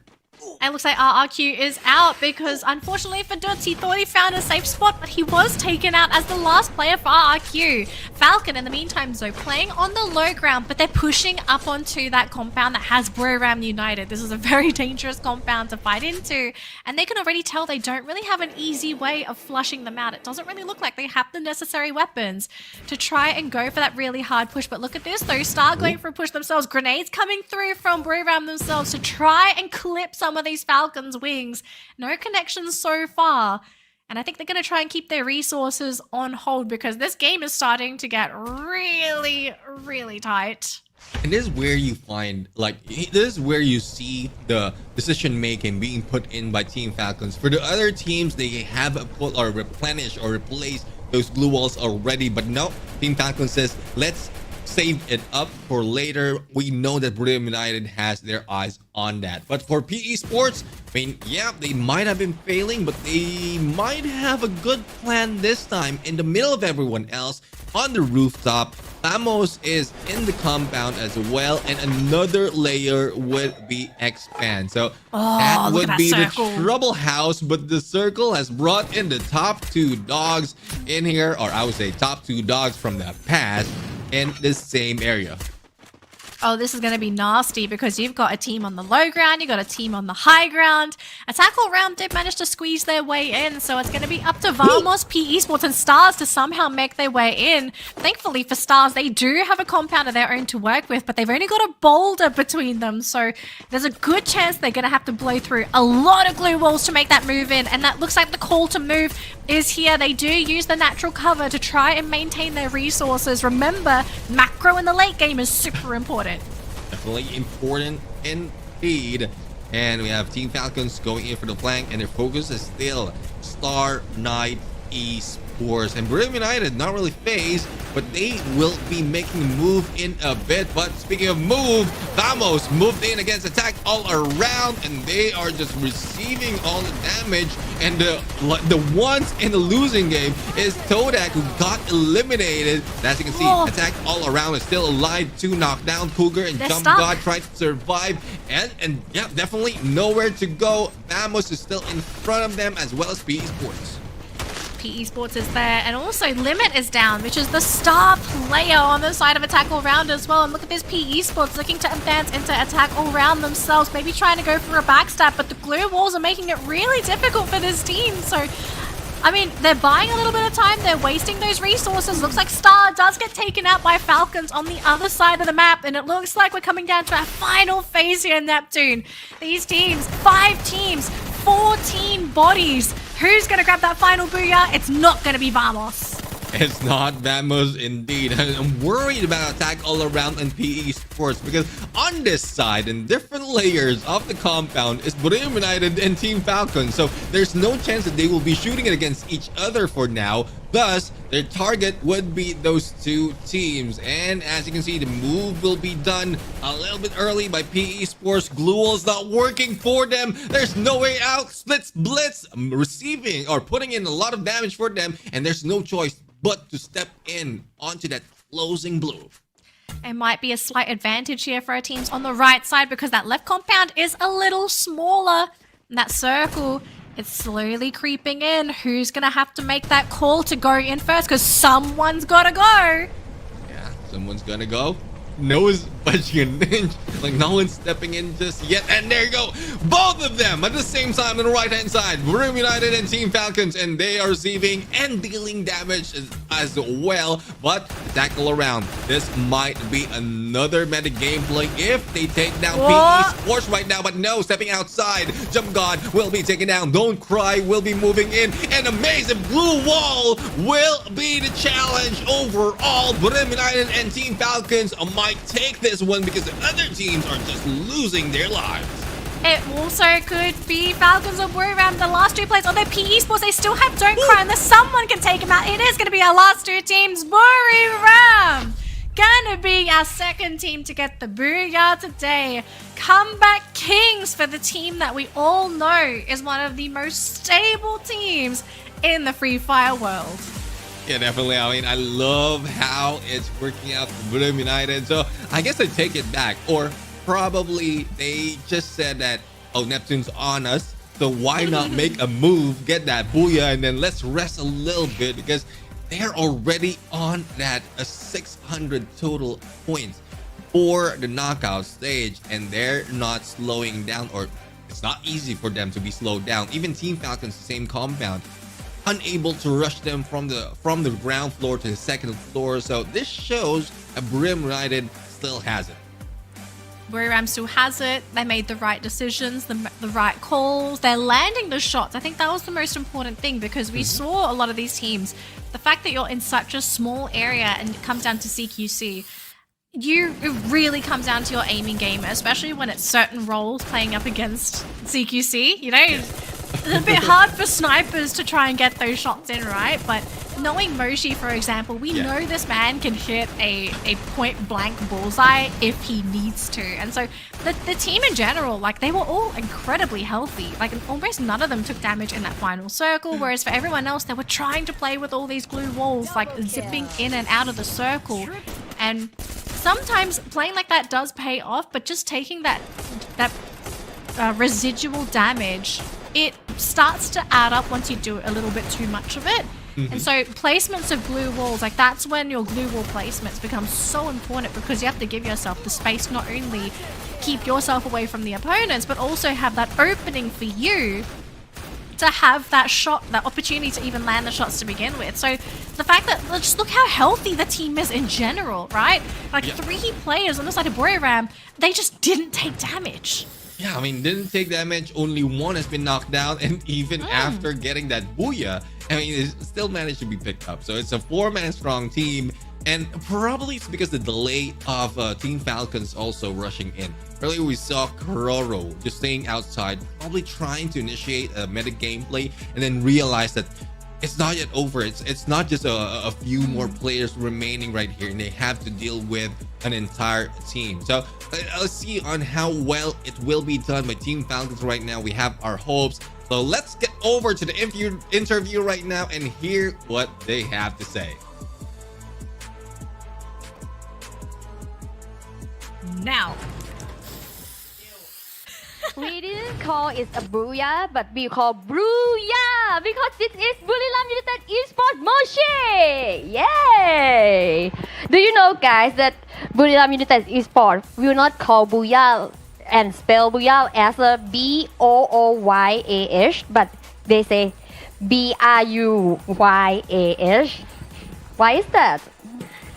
แปลว่า Booyah ไม่ได้สะกดเหมือน B-O-O-Y-A-H แต่เป็น BRU แล้วก็ YAH ทำไมถึงเป็นแบบนั้น ก็มันเป็นตัวย่อของชื่อทีมพวกผมครับ Because BRU is our abbreviation for the team.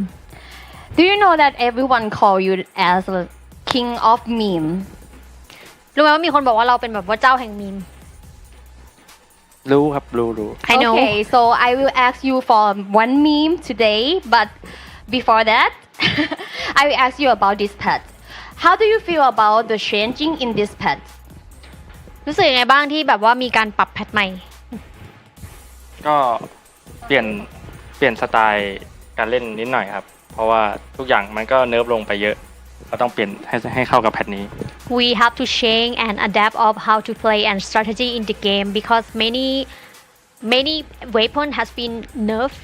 Okay, and do you think that this pet is suit to your team more than the first half of the competition? Because I saw that the first half of the competition is look like Buriram didn't show the 100% performance that you can do it. แล้วคิดว่าหลังจากที่ปรับแพทมาแล้วเนี่ยมันค่อนข้างเข้ากับการเล่นของทีมเราไหมคะเพราะว่าก่อนหน้านี้เหมือนกับครึ่งแรกจะดูแบบเหมือนเล่นได้ไม่เต็มร้อยอะไรอย่างเงี้ยผมลืมคำถามครับพี่ถามยาว He forgot the question. Okay, so I will repeat in Thai. รู้สึกยังไงบ้างกับการเปลี่ยนของแพทนี้รู้สึกว่าแพทเนี้ยมันเปลี่ยนแล้วมันเข้ากับการเล่นของทีมมากกว่าครึ่งแรกใช่ไหมเพราะว่าครึ่งแรกดูตะกุกตะกักอยู่นะผมก็ยังไม่ชัวร์ครับได้แค่ในซ้อมครับในแข่งยังเพิ่งเล่นได้2 ตาอยู่เลยครับ I'm not sure because when we practice we don't have much practice we just play for just 2 games Yes sure ใช่ไหม Sure So you like you just only play just 2 games in the real competition so it will take time for you guys to see what the result is ก็คือได้เล่นแบบว่าในแข่งแค่2 ครั้งก็เลยอะไรนะ so we have to wait เราคงต้องรออีกสักพักหนึ่งเพื่อดูว่าผลมันจะเป็นยังไง Yep Okay yeah thank you as during the week the vacation week or holiday week we have like 1 or 2 weeks before the second half of the league opened but that time there are transfer window opens why Buriram didn't add any others to your team ในช่วงระหว่างพักเบรก1 อาทิตย์ที่ผ่านมาเนี่ยมันเป็นช่วงเวลาซื้อขายนักกีฬาแบบมีการเปลี่ยนถ่ายนักกีฬาซึ่งทีมอื่นเขาก็มีการเสริมผู้เล่นใหม่หมดเลยแต่บุรีรัมย์มันไม่มี Why is that ทำไมก็ทางโค้ชน่าจะมั่นใจใน4 ตัวผู้ผมที่สุดก็เลยออกมาอย่างนี้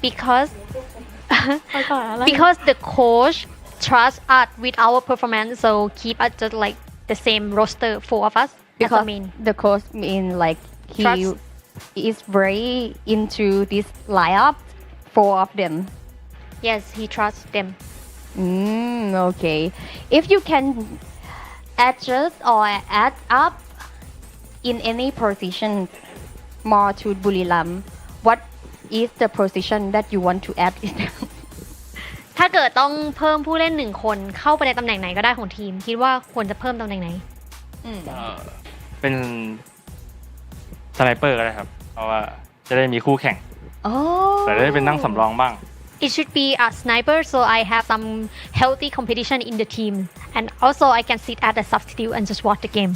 Okay, so last question. I just want one meme from you. What you gonna give us? ขอมีมนึงก่อนเราไป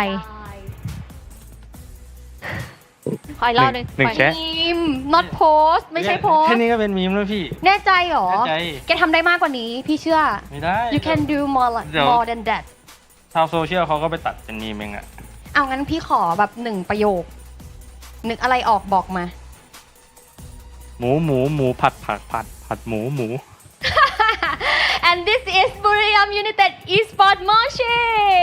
Yay! Yay. So now, are you ready, guys, for get back into the next game? If you are ready, go back to the shoutcaster. Bye! Let's go! I love his enthusiasm for the memes. It's okay. I think most people, if you ask them to show a meme, most people would just be like blank there. But I do want to sort of go back onto one point that you talked about, and you like this as well. The fact that if they were Buriram, if they were allowed to be added another player to the team, Moshi wants a sniper because he wants someone else to look at. I think that's such a cool answer. Yeah, now a healthy competition within the team. That is good. That is good because he's not looking out of the team itself, like not really trying to beat anyone outside, but trying to find someone to give that healthy competition inside, and that might be the chance for them to really bring it over, even in the grand finals. I don't think it's just the competition as well, right? Like, I'm trying to look at it through his perspective. I think he wants someone else to get inspiration from, because if you're only really looking through your perspective when you're playing as a sniper, if you see someone else playing your role with your team and you see how they communicate, how they approach those fights, I think that's such a valuable lesson for any player, regardless of what role you're learning from. Just to see someone else's perspective, there's always something to learn, especially when you're watching someone else. Yeah, definitely. When you said about that, having another person, I'm thinking like having another person to beat so that they will not be taking my job. Sure. I thought it might have been like to inspire him to keep getting better, because sometimes, you know, like you're the only person on the team. Sometimes complacency kicks in and you need like competition to drive you forward, right? So that's like, I think he's probably looking at it through like multiple ways. It's not just like, I just want healthy competition, you know. I think he thinks a lot about not just the way that he plays, but knowing Moshi, right? And not just Moshi, I think just Buriram in general. This is a team where I look at them and I always see them striving to be better, even though some people see them as the pinnacle of Free Fire, like the skill ceiling. I think there's always something to improve upon. And I like that mindset just from Moshi. Like if Moshi thinks like that, I imagine the entire team has the same mindset. Yeah, hopefully, so that they can improve overall, get out of the curse of being the best in knockout stage and then towards the finals. I mean, like being pushed down probably because of the pressure as well. So hopefully they got out of that. But key players right now, we have Buriram United Esports Moshi.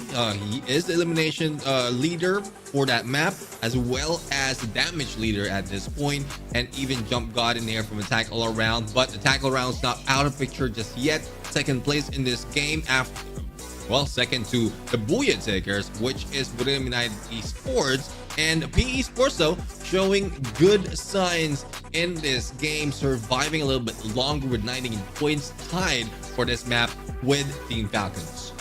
Yep, and for AG, right, I think a lot of us were quite surprised with how far this team kind of fell in this matchup. I think they ended up in 10th place, 9th place in this round, so they didn't have that many points. So whatever points that AG sort of picked up in that round, I was hoping they would have a monster day, because I want to see this team compete with Buriram and RRQ. I want to see more competition up there, but it's just like for AG, this team really needs to sort out their consistency, because as much as I love watching this team play when they have a good day, when they have a bad day, it's not great to look at, right? Like you gotta figure out how do you stabilize your performance so that, like, okay, if you have a bad game, it's not actually bad. you kind of need to figure out how you're going to get those points and placements and not finish within bottom 3. Right. I mean, after a very good game, that was 30 points for map number 1. Map number 2 is just 3 points, so definitely a lot to work on. Yeah. But hopefully this time we'll be taken advantage by the team to work on those flaws, those mistakes, because we're going to go for a quick break. When we return, map number 3 will be up, and this is how we want to see them put up so much. So, see you after the break.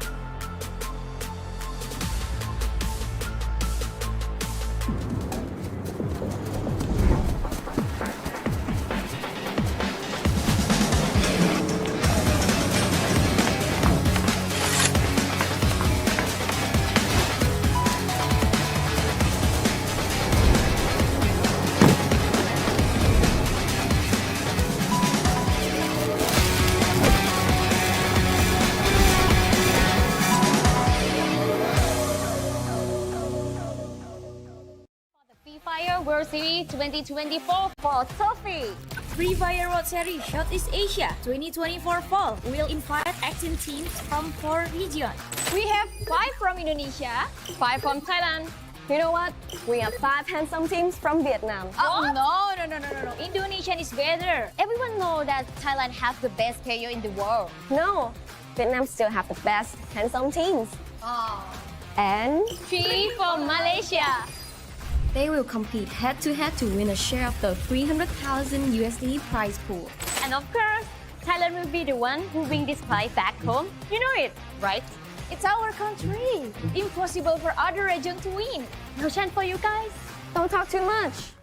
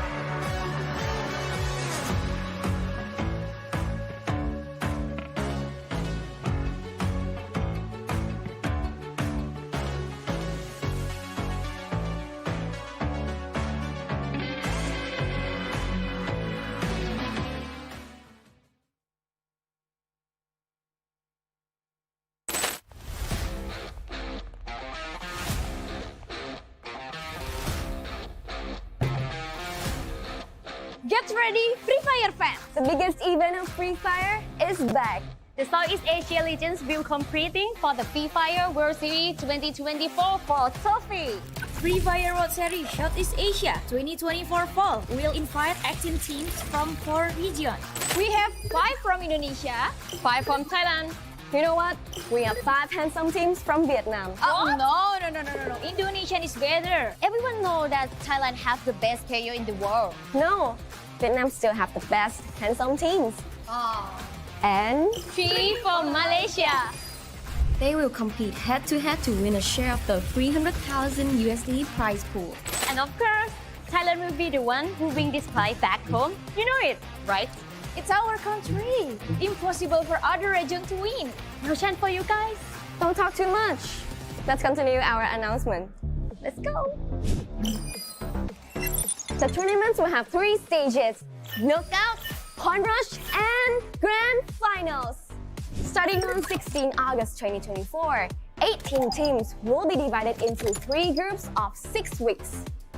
They will compete in 18 match days across 6 weeks of knockout stage. Oh, and a friendly reminder, do not give 5 booyah to that team again, my dear survivors.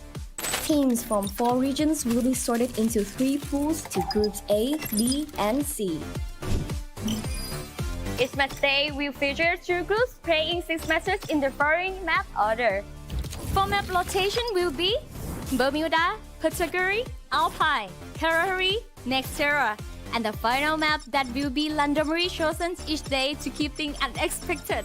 At the end of the knockout stage, 6 teams will be eliminated, while 12 teams will move on to the next stage, Point Rush. Over 11 and 12 October 2024, they will play 12 high-stakes matches. No one gets eliminated, but every point counts. These crucial points will serve as a head start points, heading into the grand final stage. The grand final will be on 13 October 2024 in Surabaya, Indonesia. 12 teams will battle in the ultimate showdown across 6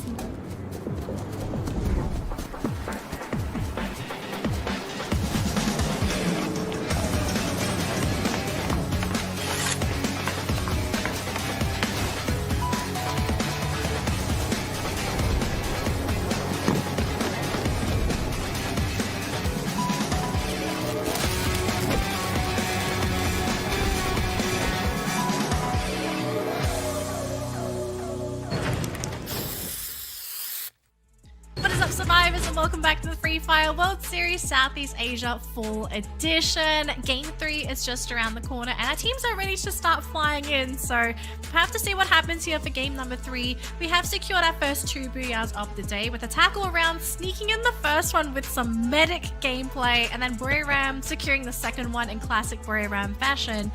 Now, knowing that Buriram is awake, right? Because game number 1, the team looked fast asleep. Game number 2, wide awake. Is Buriram going to continue in this dominant fashion? Because we know from the past, once this team is awake, it's really hard to pry away top 3 from them. It is possible, especially with the next map being Alpine. And for Buriram United, this has been their best map overall. 3 booyahs already all throughout the knockout stage. Total of 73 in a placement and 132 in elimination. Comparing them within the A-B group, they have raked in almost doubled in terms of elimination against Attack All Around, who comes in second in this map or in this group once it comes to Alpine. So I guess that will show as well at the bottom of the screen, and third will be RRQ. So there you have it. I mean, the challenge is being taken right now. Challenge has been taken. I mean, this team is just, they're just like, guys, why are we not flying in? Like, come on, can we jump into the game? But I think the question I'm kind of have here is that, can Attack All Round fell the Giants, right? Like, can they take down Buriram? Especially with the fact that Buriram has secured 3 booyahs on this map. Because if you can somehow find that answer to take out Buriram on one of their favorite maps, then you've basically opened up the door for your team to hunt for treasure, for points, basically. Yeah, I mean, it is possible for Attack All Around. So far, for the first 2 games, they scored 20 points on Bermuda and then 22 on Purgatory. So, well, if we look at statistics and numbers, it's just increasing. And it will be a lot more later on, especially when they get a feel on how rotation is being done. But again, Buriram United is a tough cookie to beat, and let's see if that will be done. But for AG Global, currently second for this day, we mentioned that they did well, 30 points, and then just only 3 points for Purgatory. So inconsistency. They're proving that they have it right now. Hopefully they can break out of that. I hope they can break out of it too, but the thing is, like, this is statistically not one of their maps. So if it happens on Alpine, it would be a very big statement, and obviously they want to grab those points as well. But I don't know if they can do it. As much as I love this team and seeing them play when they have a great day, it's just... Sometimes I feel like I'm rolling the dice when I put my bets on them and be like, okay, AG Global's gonna win this, and then you sit there and it's like a slot machine. You're like, okay, I didn't sign up for this. So it's Alpine too. So this is also gonna be the first time for all of these teams to play on Alpine together as well, right? Especially with how they had that week break. So I'm also curious to know, like, what kind of changes are we going to be seeing from the teams when they do fly into the map, right? Because we have seen a couple of scenarios already where we had some hot drops happening, and they've been repeat hot drops as well, unfortunately. Yeah, I mean, for Alpine and for the top two teams, Burim United and Attack All Around, Snowfall and Militia, respectively, has been out of reach by the other teams, but the rotation, that's where they are being caught off guard.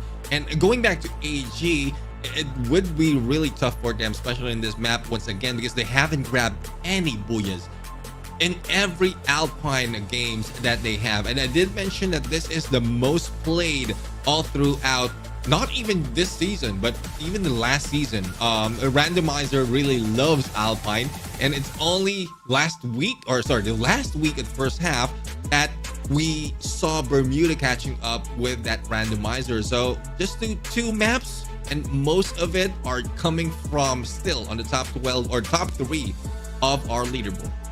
Maybe the wheel is like a little biased to Buriram, considering that it's like constantly Alpine. I kind of don't know what the situation is, but it's just the wheel. Okay, we're gonna give it a stern talking to, so that we don't get another Alpine for maybe the next couple of weeks.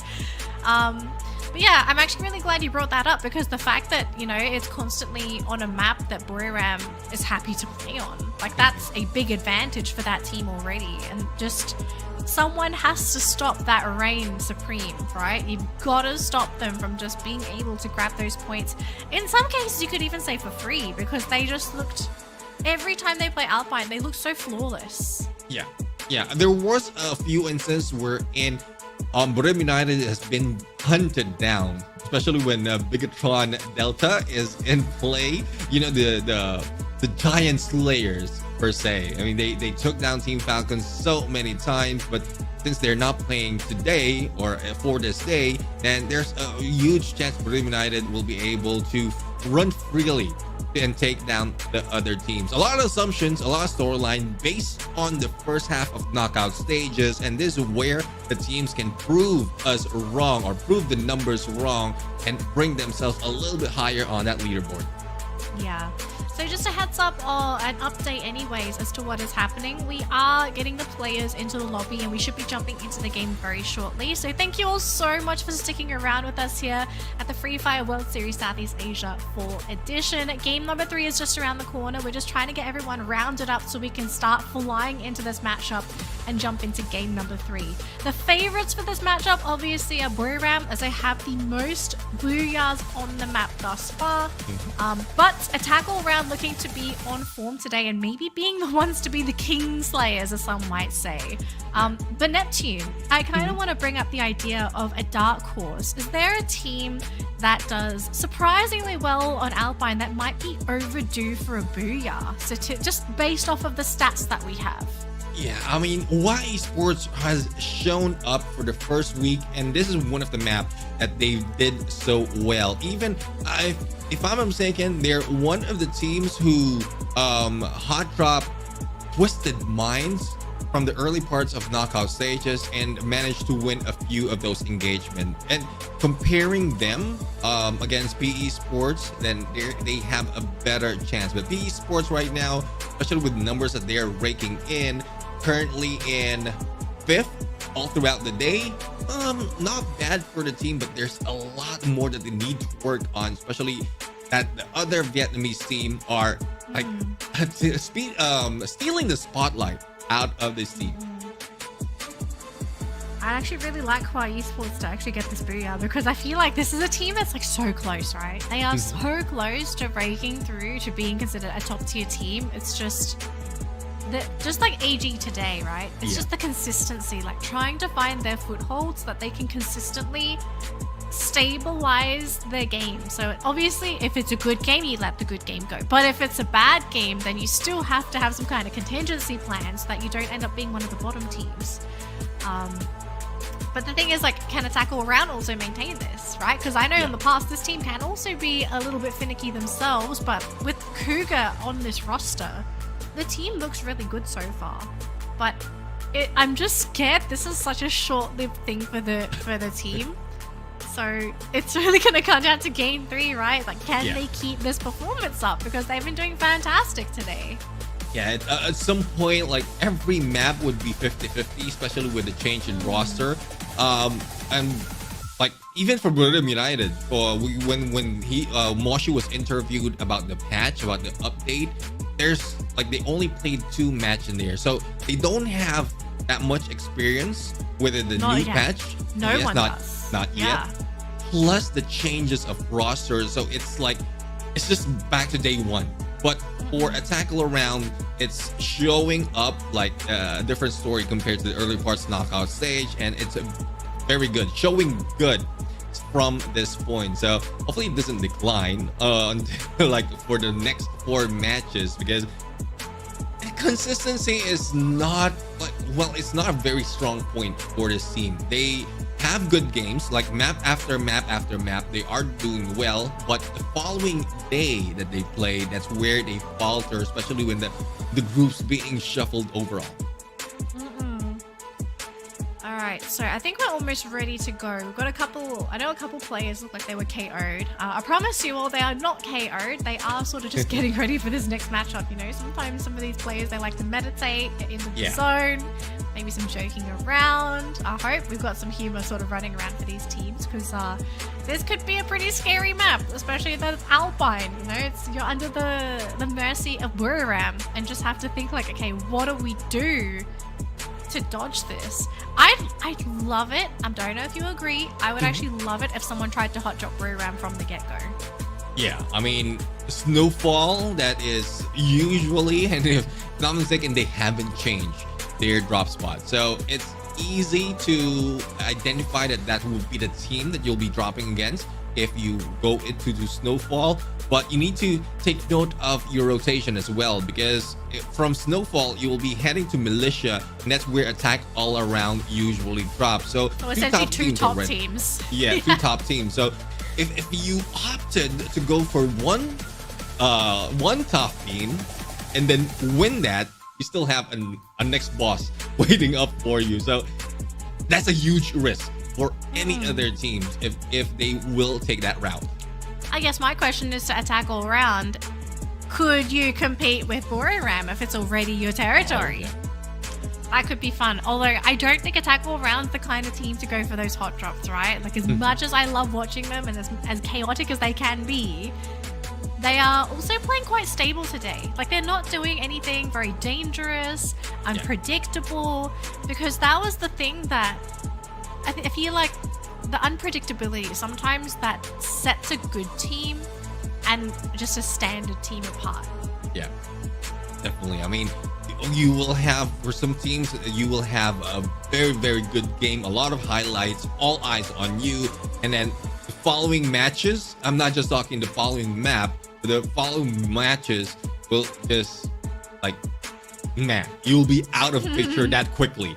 And then it will depend on how well you will be doing on the other maps again or another day. So it seems like they're working on luck compared to those who have stabilized their gameplay, their rotation, every map, every group.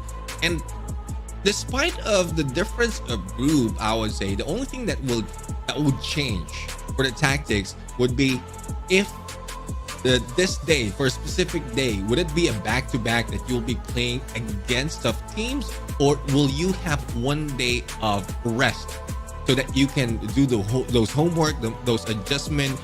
And for some teams, that's where they thrive if they have the strays, if they have that rest. Yep. All right, folks, it looks like game number 3 is finally ready. Thank you all so much for being as patient as you have. This third game, I promise, is not going to let you down because we have had 2 fantastic games today. Game number 3 on Alpine, I expect this to be just the same, maybe even better. So, the question, can anyone slay the Alpine Kings? Can anyone get rid of Buriram? Because this is the team to look out for. Having secured 3 booyahs on this map and looking very comfortable when they are playing on this map in general, can anyone dethrone them in this game? One team that I'm eyeing to do that is RRQ, because they had the same number of booyahs in this map. And they are showing up. Imagine being second, like being part of top 3 all throughout the 3 weeks of knockout stage. RQ really showed up, really maintained their composure, really maintained their position on that leaderboard. But at some point, it seems like they slowed down from that approach. So I'm not quite sure of what they're waiting for, or if they need a little bit more time to study their opponents because of all the new changes or the adjustment that's being made all throughout the knockout stage.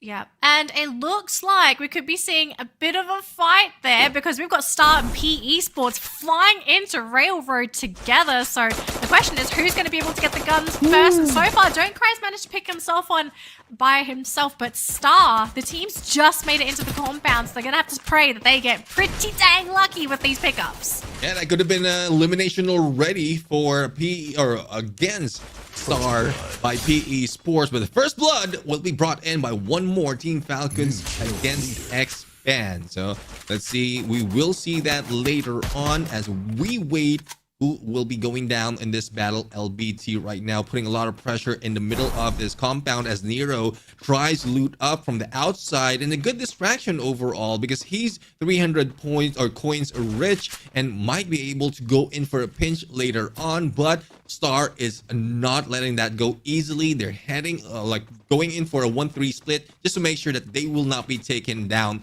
that quick. Yeah, it's really, from both sides, it looks like some hesitation, right? Like, no one truly wants to fight into each other. Now, speaking of fighting, ooh, wow, Carrera going down thanks to Mikid, but Expect? What? They're gone? Oh, what? yeah. Wow.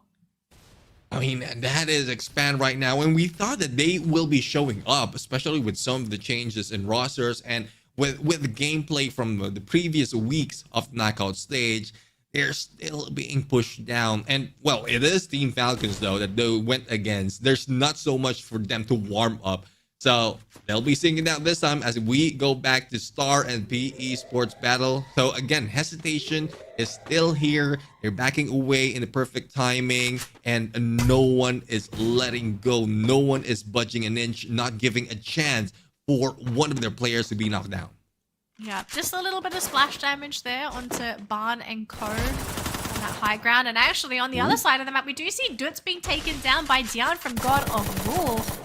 So, bit of a loss there for RRQ. They are going to go for the pickup though, thankfully. So, no pure eliminations here.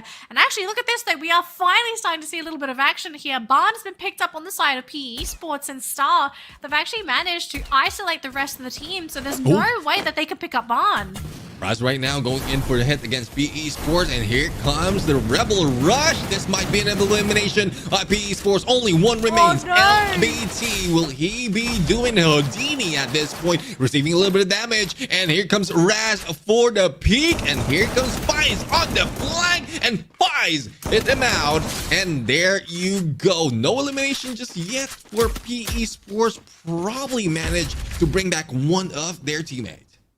Yeah, but this is going to be a really tough start for this team. Now, God of Wolf going to try and jump onto RRQ in this little compound, but is this potentially a bait? Because we have seen a couple times, and it looks like Iza has been caught. God of Wolf, they thought they had the advantage, but RRQ in a great defensive position, but it looks like Demon's been caught by Dutz. Dian, they will counter with Abe. So God of Wolf, they have brought back Iza. Demon is down, Dian is down. God of Wolf has just gone sideways for the team. Ton and Iza, here comes the push. Ton right now receiving a little bit of damage, needs to flank. No pickup will be done, and Iza will just have to hang back while Ton is going in for the rush. And there you go, the flank! No, only a few HP remaining and Ton has to back off. Has to back off. Who's going to be able to get the shots first? Though Ton! He gets caught in the back thanks to Dutz and RRQ. Even though God of Wolf are the ones to be able to actually jump onto RRQ, it ended up being God of Wolves being led into a very deadly trap that did not pay for them at all because they didn't even get the eliminations onto RRQ. They just couldn't finish them off, and that's it. God of Wolf are out. Well, this is what I'm talking about. RRQ has a huge chance to go against, or like I would say, dance toe-to-toe against Buddha United, especially with this kind of performance. Not only is it showing in performance and this tactics and rotation, but also in the numbers that is for this map. Attack all around though, they have no elimination just yet, but their next target will be AG, the team that has no booyahs just yet in this game, and Cougar a little bit too aggressive.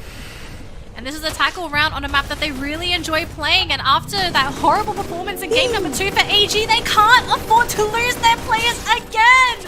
Oh no, look at this. The team is falling. Attack all round, literally hunting AG in game number 3.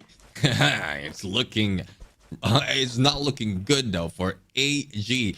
And it really shows up on the numbers. Alpine is not their forte. Yes, they have a lot of elimination, a lot of total compared to the other team, but in terms of Booyah, it's not working well. So that only shows that they can make those numbers for in terms of elimination, but they cannot end or close the deal in this map. And the tackle around though, they're just preparing with this arsenal, and they might be going in for more hunting as they go onto the next zone.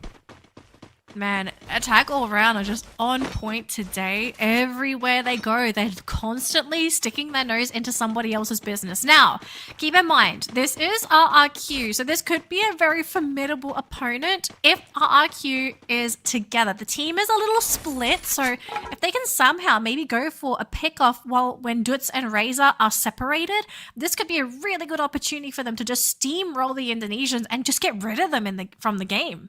Yeah, this game, this point right Razor, now, he's alone. Bay might be able to pull them in, but Razor for the backstab, jump God, almost being taken down. Rebel rush to get away, and Cougar's chasing him down. There goes Cougar for the hit against Razor. Bay right now trying to back up, but there is no chance to go against 2 players from Attack all around. Dutz has been taken down, but instantly being revived. Only 2 remain for RRQ. Not looking good for the Indo team. Oh man, so another major player on this game basically crippled by Attack all round. This Attack all round is doing everyone else a favor, you know, get rid of all the big teams and really open the doors for some of these teams that are struggling to grab those points to maybe squeeze their way into placements and maybe even pick off some of these wounded teams. So very, very sad for RRQ fans today because this has got to really hurt, especially considering this is considered one of their favorite maps. Yeah, and most of the time they don't show up in engagement early at this point, and they show up like halfway through. Pretty much what Buddha United has been doing all throughout knockout stages. Like, they don't show up, they don't go in engagement, they get all the information that they need and then plan their approach. But for RRQ, they are being caught off guard, and that's where damage is being dealt against them. Thus, they waste all the resources. Not only that, the time that they need to get into each face of the circle. And I guess the same goes for YE Sports right now. Blue is closing in. They're still outside and not even making headway onto heading to the next face of the circle. And we'll have to find out if YE Sports still has what it takes to grab that booyah. I mean, sometimes you just got to play slow and steady, right? Just make sure they can get all the items, get all your upgrades.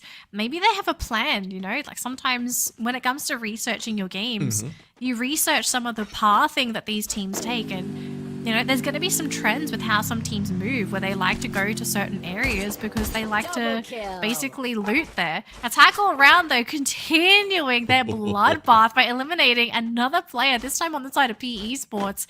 they're so scary, man. Like, they see somebody, they just pop heads, and there's nothing you can do about it. And look at this, Don't Cry being caught by Mal this time. Yeah, and this is RRQ trying to catch up with the points. 7 elimination so far, even after being beat down, being left with only 1 player from the early engagement. But they need to move second base of the circle. It might not hurt that much, but it's more of the position that you will be taking or that you need to take onto the next phase. But we're still seeing a tackle round on the kill feed. They're not slowing down, so let's see on what else they have to offer in the gameplay, while RRQ is just putting up a little bit of trade between themselves. Yeah, I think we just saw a big buyback there for PE Sports. So the Vietnamese, they are stabilizing as well. So aside from the first team elimination, everyone's just trying to do their best to buy themselves time, right? Yeah. Buy themselves time, try to place as high as possible. But the thing is, teams are not being eliminated. So things are really in the air. And you know who benefits from all these buybacks? The teams looking for these eliminations, which is Buriram when this team starts to wake up, Attack All Round, who was on a rampage right now. Like, these are the only guys benefiting from all these buybacks because they're the ones actually getting the eliminations. Yeah, definitely. I mean, it's contradictory to what the Team Falcons is doing right now. I know that on knockout stages just like this, in competition just like this, they're a little bit slow, but I'm quite surprised on the performance of Team Falcons, even before the swap that we've seen between Cougar and Keroro. They are still struggling to win a few of those battles. Thus, Bigatron Delta managed to hunt them all throughout. So let's see how will this work. They put themselves in between Buriram United Esports and Y Esports. This is the decision that they are failing to do in this competition. Yeah, Shin did reveal his position to Falcons, so Falcons roughly know where Hua is, but this also gave information to Buriram, like hearing those bullets and possibly even seeing the direction of them as well. Like, I think Falcons' position has been exposed because look at Buriram. They are camped out there just waiting to ambush when the opportunity arises, and it looks like, speaking of ambush, Todak is being ambushed by Star. And hang on a minute though, Limit, he's found RRQ, and Limit is insanely precise. I expect this man to get a drop.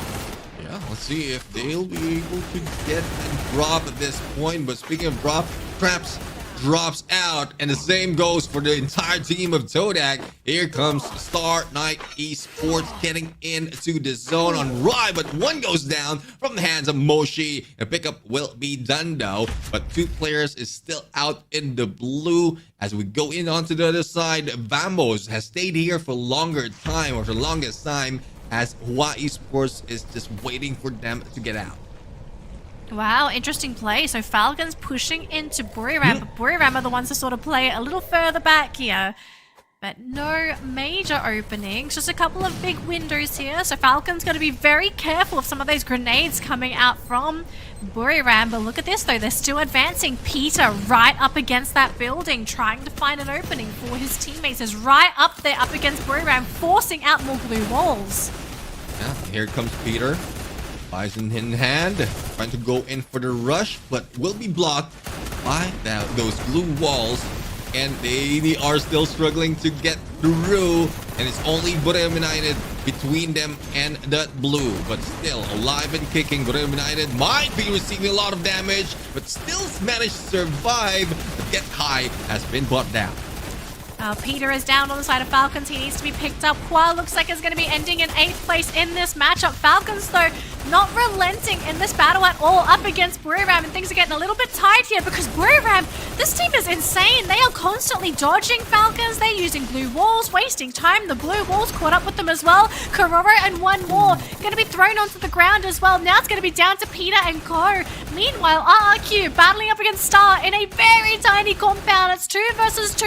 Razor is down. It's now down to Dutz all alone against Raz and 18 Deer, and he's going to be taken down. But look who's going to come crashing into the party. It's Attack All Round. Attack All Round going in for the rush, taking advantage of the losses that has been put in onto Star, and 18 Deer will be taken down. And here comes the rush. Now now. Attack all around. 11 elimination. Only one remains. 4-star. Only Faiz. But here comes Jump God jumping in and taking them out. Oh my gosh, we have a colossal ending here. AG somehow surviving after everything that's happened, and Buriram is out of the game. So it's now down to PE, Attack All Round, and AG is our top 3. Esports right now, a team that can be potential third place because they're out in the open, and Attack All Around and AG has been doing well all throughout this day. But Dew has been taken down from the hit by Limit. Nero. The same goes for Nero. That led PE Sports to back away, and that brought Attack All Around to go against AG. Oh man, these teams running in a bit of a circle, and it looks like AG will have to fight into Attack All Round. This team is just non-stop fighting. And the thing is, if AG can somehow stop Attack All Round, they'll be fantastic. But Dew is on the ground and so is Stop. So now it's just down to Cypher and Caramel. Caramel runs behind the glue wall. He did have the dash available, but Attack All Round looking unstoppable with still 4 players to go. So AG turning their attention onto PE Sports instead. They have found LBT. They do take him down. We do see a player flying towards the bottom. Barn has been caught. Don't cry is the last player here on the side of PE Sports. But the chase continues. AG and PE Sports, they're trying to get rid of each other to guarantee seconds. Oh, Don't Cry not looking good for him. A lot of damage, and there you go. AG Global in second place in Attack All Around once again. A booyah being taken by Attack All Around. I guess the shouting of Cougar really works. It really works, but the momentum this team is carrying today, it is phenomenal.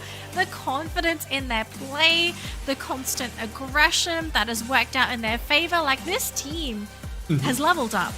They have leveled up, and I think if anything, I know everyone's got their eyes on Buriram, but Attack All Round might have to be the next team to look out for because they are on point today. So that is only with a change of one player. I'm not saying that they need to change, but that's a motivation that Cougar has brought in to Attack All Around. And I love how it's turning up. I love how it's turning up for Attack All Around. It's a good chance that this will be even more, not just for the knockout stage, but even the grand finals. But let's check out the highlights for this game. And this is where PE Sports almost has been taken down by Star, and we saw earlier that they were part of the top 3 teams. Man, this honestly, I'm speechless after game 3 because the madness in these games, it is reached a point where I'm actually sort of at a loss to know that just after a simple patch update, the new meta is now like 11 teams remaining at the 4th phase, at the 5th phase. That was unheard of patches. Like 1 patch ago, that was pretty rare. The patch before that, it was even more rare. So it's pretty interesting to see the direction that Free Fire has sort of gone in with the patch updates, right? Seeing how there are so many players remaining. And I kind of wonder, like, is this what Garena kind of wants for Free Fire? Do they want to give teams more opportunities to come back? Because before all of these revive mechanics, because before this we never had revive mechanics, right? Like if you got eliminated, you were eliminated. Extremely punishing. And so is this maybe the future of Free Fire where teams punishment isn't game ending anymore? There is still a way to come back, but you need to be very strategic with how you come back. Yeah, definitely. I mean, we'll have to see and find out if that is the case. We're going to go for a quick interview to find out as well what Attack All Around has to say once again. So let's bring it over to the team and host. Booyah of the day, and first the Bun Booyah of the second half. And this is Jamka from Attack All Around. Yay! How do you feel about today's performance? รู้สึกยังไงบ้างคะกับผลงานวันนี้ ก็รู้สึกดีครับแต่แบบให้มันดีขึ้นเรื่อยๆ I feel really good and I hope it can be better and better every day. Oh, I just noticed that you came with the new jersey. How about it? เห็นว่าตอนนี้เรามากับเสื้อใหม่รู้สึกเป็นยังไงบ้างคะเสื้อนี้ ก็แบบสดใสขึ้นครับแบบแต่งตัวได้ด้วยได้หลายแบบครับ It's like really delight. Yeah, like colorful. Yeah, so we can dress up in many style. Oh, both inside the game and outside the game in real life. ในเกมหรือในชีวิตจริง ในชีวิตจริงครับ นายเพื่อนบอกว่ามันอัดแอปได้ทั้งในมาเล่นเกมด้วยแล้วก็เที่ยวด้วยก็สามารถใส่ได้อะไรแบบนี้ก็พิเศษจริงแล้ว Okay and the last question is what do you think about the coming of Kuga เป็นยังไงบ้างคะพอได้คูก้าเข้าทีมมา ก็ดีครับพูดมากดีครับ พูดไม่หยุดเลย เสียงดังมาก It's quite good because he is quite talkative and never stop talking and have a loud noise. Yeah, I'm sure that is the best thing with your team performance. But what about outside the game? ก็เข้าใจว่าคูก้ามาเนี่ยส่งผลดีต่อเกมมากแล้วนอกเกมอะคะเป็นไง ปวดหัวครับปวดหัว He caused me headache a lot. Okay, so last thing. Do you want to say anything to your fans because there are a lot of fans that are supporting you right now and they said if you got the Booyah they will do like a white face meme ถามว่ามีอะไรอยากฝากถึงแฟนๆไหมคะที่ support ทีม AA เพราะว่าเหมือนมีคนบอกว่าถ้าเกิดทีม AA ได้ดับเบิลบูย่าจะทาหน้าขาวอันนี้คือคนดูหรือว่าคนดูใช่ใช่ครับ บอกอะไรถึงเขาหน่อยฝากก็ขอบคุณครับขอบคุณที่ตามเชียร์ก็ทำให้ดีที่สุดครับ Thank you and thank you for supporting us. We will do our best. And this is Jump Guard. Are you ready to jump into the next game?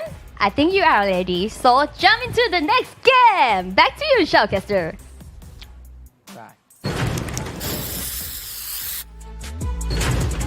Are you ready to jump? That is the question. I thought you were going to say something else. I was going to say, I think Attack All Around is ready to attack that next game because they look so good today. Like, it is actually incredible how amazing this team is looking. But, there's always a but to the question. But, Kalahari is next. And we know for a lot of teams, Kalahari absolutely stumps them. I know you're a man of numbers. What are the numbers looking like for Attack All Round on Kalahari? Oh, well, not looking good. No Booyahs just yet. And they are currently, well, within this group, currently 6 out of all the team. And it's the same goes with the placement. So I guess this is where they're trying, or before Kalahari, that's where they're trying to build their numbers or build up the numbers because they know that Kalahari is not that well. So this might be a 50-50 or probably even gearing towards a 30-90 that they can put so much. But 3 games already, number, like I would say leading the pack for 3 games, they can risk 1 map and they can lose a few more battles in here because they've already invested so much. Yeah, I mean, you know, if they don't win, I think they've won enough today, right? But 2 Booyahs, plenty of eliminations. I think I'd be happy for them if they just got a whole bunch of eliminations. Like, don't even bother with the Booyah because if you don't get it, like, who cares, right? Eliminations at the end of the day are really where most of these points are coming from. It's not just that Booyah. Yeah, definitely. I mean, they will need all those elimination because when you look at the overall standing, a calculation is they were able to go and take out the ones that's very close to them, above them, and the next challenge would be RRQ.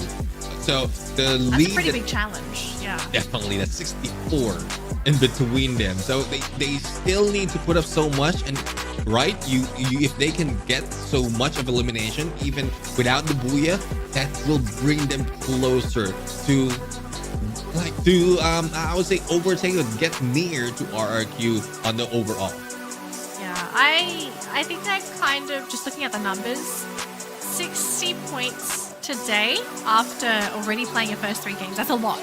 It's a lot to ask for. So if they don't get it today, I don't think it'll be much of a loss. I'm just hoping for this team, like they're looking this good today. Is this just a one-hit wonder kind of thing? Like, is it a debut? They've debuted their new roster. They're doing amazing.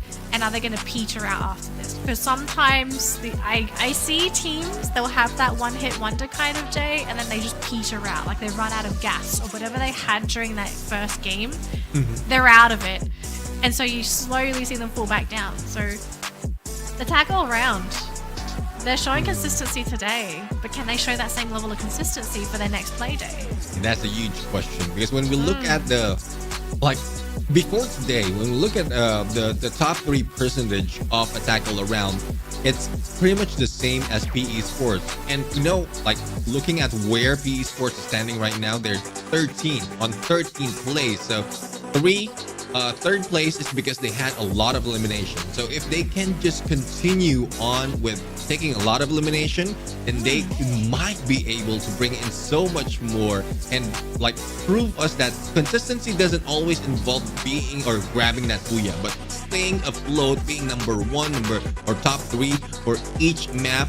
Because as you can see, 29. So we started off 20, the first booyah, then followed by 22. Now they are on 29, and just for the day, 71 points for attack all around. Yeah. And I kind of want to sort of bring up the concept because we do have the overall standings here too. Attack all round have overtaken AG. Yeah. And I think a lot of us thought that AG was the stronger team, but just to see in the course of one day, after that 1 week break, AG just not getting points today, being eliminated very early in a lot of their games, not really getting those eliminations. Like, I'm kind of wondering what's happened to this team in particular. Like, what's happened? Have they lost their pizzazz? Are they maybe a little bit late to the party? Are they maybe a little bit slow? Something has to change for AG because this is not a team that we're used to seeing perform, not badly, I suppose, but today just seems like an absolute struggle. Yeah, I mean, probably it's because of the warm up afterwards. After I would say the start of this week or this second half, because it's pretty much the same story when we look at it from the first half of knockout stage. They were slow, not showing so much. It's up to Do to give them that information, to give them the other team's location. And right now, because of all the changes, they don't have concrete information yet, or they don't have a concrete pattern yet. But I trust that AG will be able to adapt, probably not today, but probably the next day for this week. And we will see more of a progress. And when we, despite of attack all around overtaking them, it's only 7-point lead. A 7-point lead that attack all around has against AG. Not that difficult to get, especially Kalahari will be our next map, so AG might be taking that number 3 again. I kind of need them to grab more than top 3. I kind of think this team needs to grab a booyah or a second place or just sit on a whole load of eliminations. But this is not a map that I generally see AG performing really well on. It's so hot and cold for this team. And I think we also should point out, right, the top team for this map is Buriram. They are the top team on the map, and if it's not them, it's Hua Esports. Now, I guess another question we kind of have to bring out here is Hua Esports. Very cold today, not much of a showing. Is this really what we're going to be seeing Hua Esports shine? Because if it's a case of them just sort of dominating one map like God of War, for example, this team is in such a finicky position. Yeah, I mean, hopefully they will treat this as if this is the first week of the knockout stage, because that's where they really tried. That's where they really showed up, popped off. And then after a few weeks, a few maps, they just died down out on that leaderboard. But currently, after 2 matches, they are on 9th place. It's still not looking good. I mean, 18 points after 3 maps. Hua Esports really need to bring it or break it back in.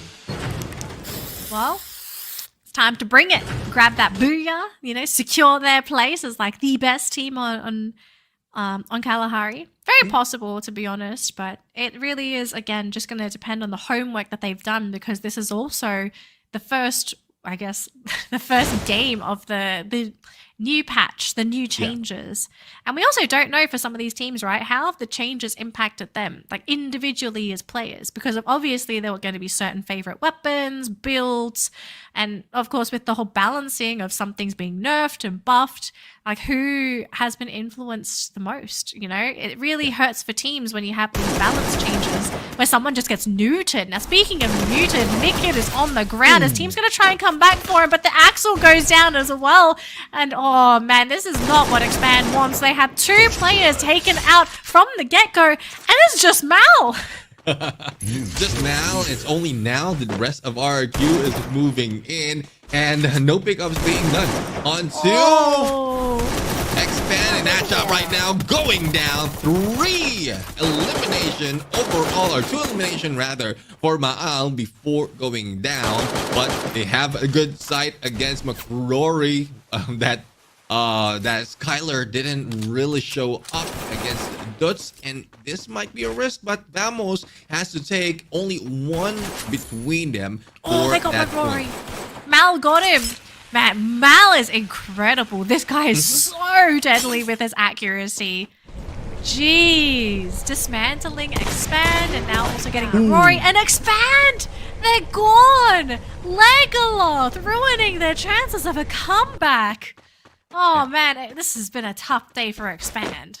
Yeah, I mean, whether it's Todak, whether it's Vamos, it's just simulation going against each other. But earlier from McRory, I mean, there's a good chance to, it's good as well that they spotted RRQ, because pretty much if your coach is Legoloth, the rotation will be similar, it might be similar for RRQ. So let's see if that is something that they're trying to study or to counter in this gameplay because of the position they had, but it's not working yet for Vamos. But speaking of not working, Team Falcons, it's not working as we expected, despite of them being champions in multiple tournaments already.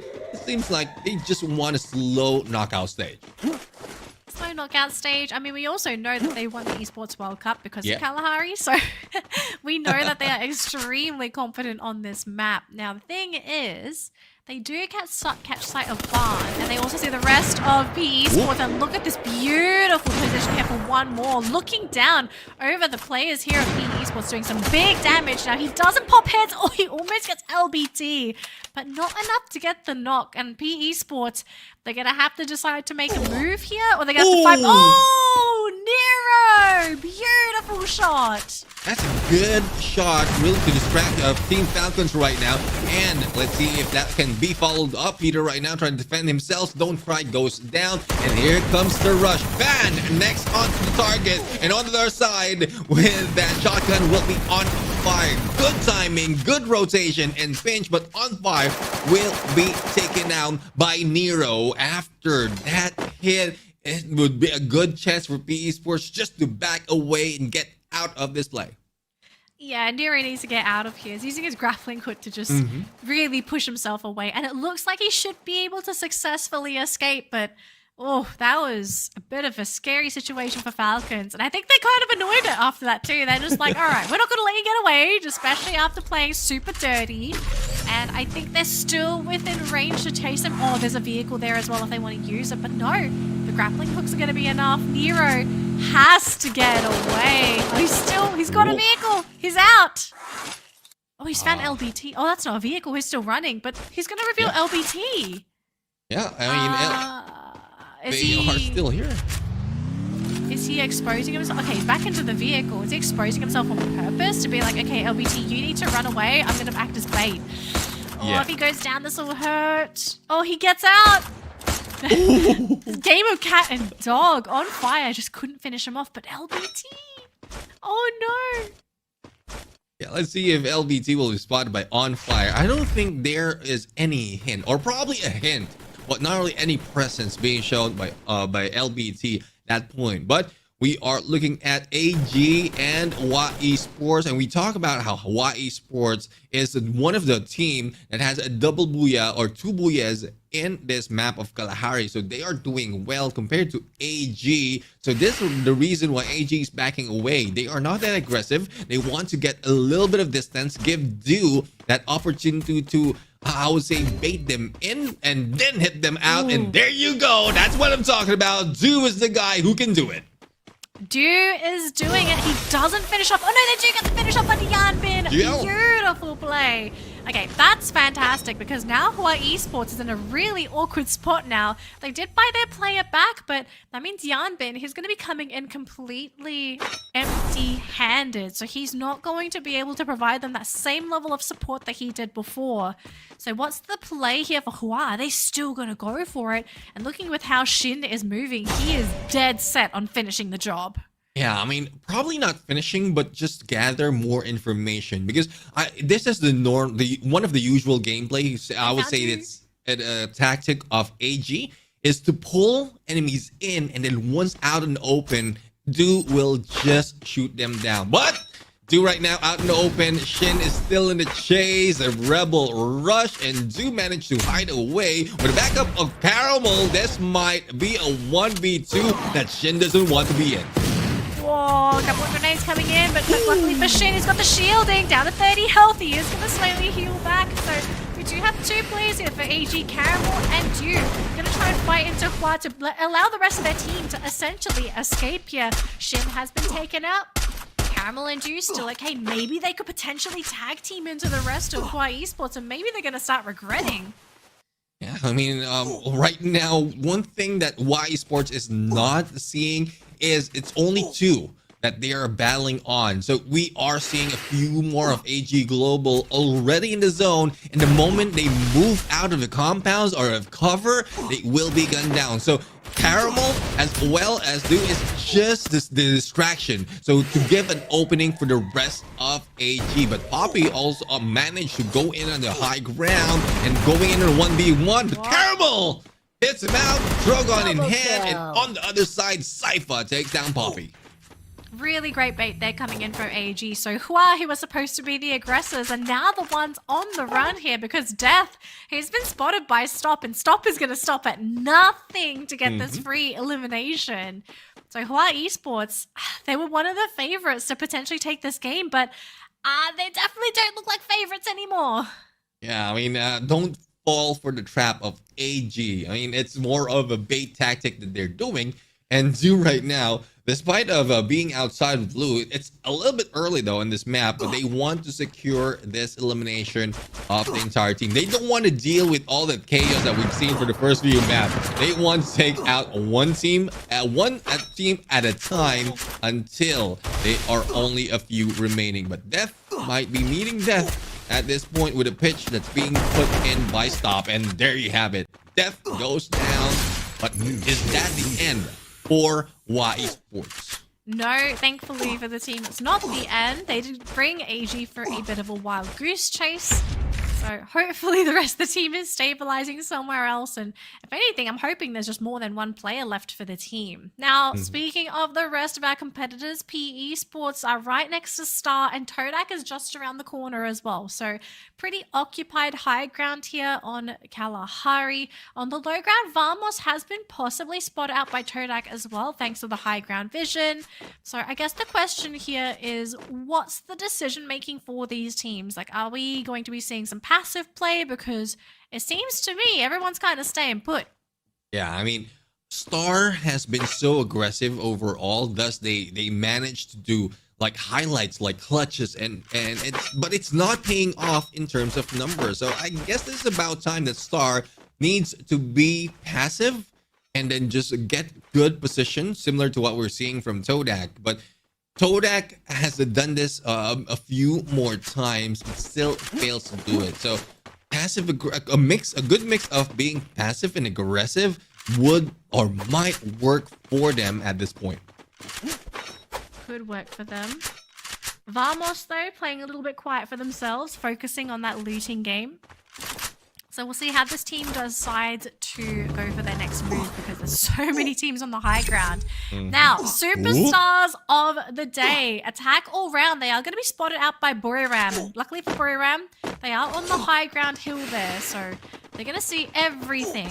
But surprisingly, a very quiet game for this team. This is the first time we've seen Attack all round sort of be the ones sitting at 0 eliminations and not going on a blood-killing spree themselves. Well, probably this is realization that they know Kalahari is not their map. So let's not go aggressive and being taken out a little bit early, because if they did, I'm pretty sure like when they used that jump pad, they spotted Buriram United. So passiveness really saved us at this point compared to what we're seeing from AG Global trying to take down a few players of Team Falcons, and that's showing yourself after the fact that the blue will be closing in and you might be gate kept. So AG Global, hopefully that decision will work for them, though they have a zip line. The only question is who'll be waiting on the other side. Yeah, I don't know if they want to use the zip line either, because aren't you basically lining yourself up for Falcons to possibly snipe you? So it's such a weird spot to be in here for AG. Actually, no, it's going to be Peter going to go actually launch himself to a separate compound. So I guess for Falcons, they're just like, guys, we're going to get out into a better place. Don't worry. Speaking of not worrying, Attack All Round are right next to God of Wolf. I'm seeing a couple of blue walls there, not in front of Buriram, but also God of Wolf, a trail of blue walls. So already some skirmishes happening on the low ground. And AG also looking to stick their nose into someone else's business. And even Hua, hello! What is this? Yeah, well, esports, I mean, they're just waiting for the best timing to get in, but unfortunate for them, they didn't spot Buriram United on that ridge, and right now that they are already out in the open, they just have to fight back. But no, using that plat or the jump pad, they managed to get away just ahead Todak, and this might reel Buriram United in to take down Todak. And we know how it is. Todak is really not working for them on the defensive side, despite of how well positioned they are. Oh boy, so that circle is going to be a little awkward here for Buriram. They will have to either decide to climb the hill or run around. Moshi kind of keeping watch of his team's backside because he does see Attack All Round and God of Wolf on that low ground. Now, it looks like Vamos going to be running into Attack All Round's compound, so a bit of action there. John's not inside, but Rory going to be playing on the outside behind the tree as well, trying to provide some cover fire. Maybe this is a good opportunity for God of Wolf to stick their nose into their business as well. Limit's been taken down. That's a big elimination on the side of Attack All Round. Oh, this will be huge if they get eliminated now. Legalon, though, going to be on the ground for Vamos. Needs to be picked up, but there's too many players. 3 players down on the side of Vamos. It's now up to Jun to escape and be that last surviving player. He's only got 100 gold on him, so there's no way he's going to be able to make any kind of purchases. So Attack All Round barely escaping what could have been a deadly encounter. It's very difficult for Team Vamos at this point. I mean, well, not so much of free fire coins, and then you have a sniper with an AWM. So there's only information that you can get from that close range. But Attack All Around, they know that a few players will be, a few stragglers will be in there, and he found, or Jump God has found June. This might be it. Team Vamos will be taken down, especially if 3 players will be shooting him out. But here comes the jump. Still managed to survive, but no! It was Ju on the other side who picked him out. And look at this, so many teams on the high ground. We have RRQ on a separate compound, but Falcons and PE Esports competing for the same platform. Kororo on the ground. They're going to try and have to pick him up. Peter and On Fire trying to work together, but Kororo goes down before they can get the revive. One more going to be on the high ground as well. So PE Esports going up against the remaining teammates of Falcons. The blue wall's been gone down. On Fire's on the ground. Don't Cry's on the ground as well. One more is down. That's going to be it for Falcons. But look at this though. On the low ground, AG looking to try and compete against RRQ. And that was a Team Falcons being taken down by PE Esports, and PE Esports has a good advantage to take shots on the 2 teams battling underneath them. But Caramel is not backing out that easily. When we thought that this is their chance to get a good position, they're still gatekeeping RRQ. And what can RRQ do? On the other hand, will be in the middle of everyone, or on the next circle, and in view of everyone else who will be getting in. He's going to play Piggy in the middle, and I think this could be a really intelligent play. Teams are not expecting someone to be in that center to try and go for those pickoffs. RRQ though, Abe and Razor are going to go down. It's now down to Mal, who's under half health now, all alone, having to drop onto the ground. He's got practically no cover, except for that wooden platform, but he gets taken down by Cypher, so RRQ eliminated in 8th place. Cypher going to continue moving through those crates, but oh my gosh, look at those shots. Couple players going to go down thanks to Dian. God of Wolf playing with the high ground spectacularly. Liam down on the side of Star. They still have 18 Dia, but this is going to be a big task for him to somehow revive his teammate. Too much damage. Can they pick up Liam? I think that might be a successful pickup here for Star. Yeah, successful pickup, and they have a good position.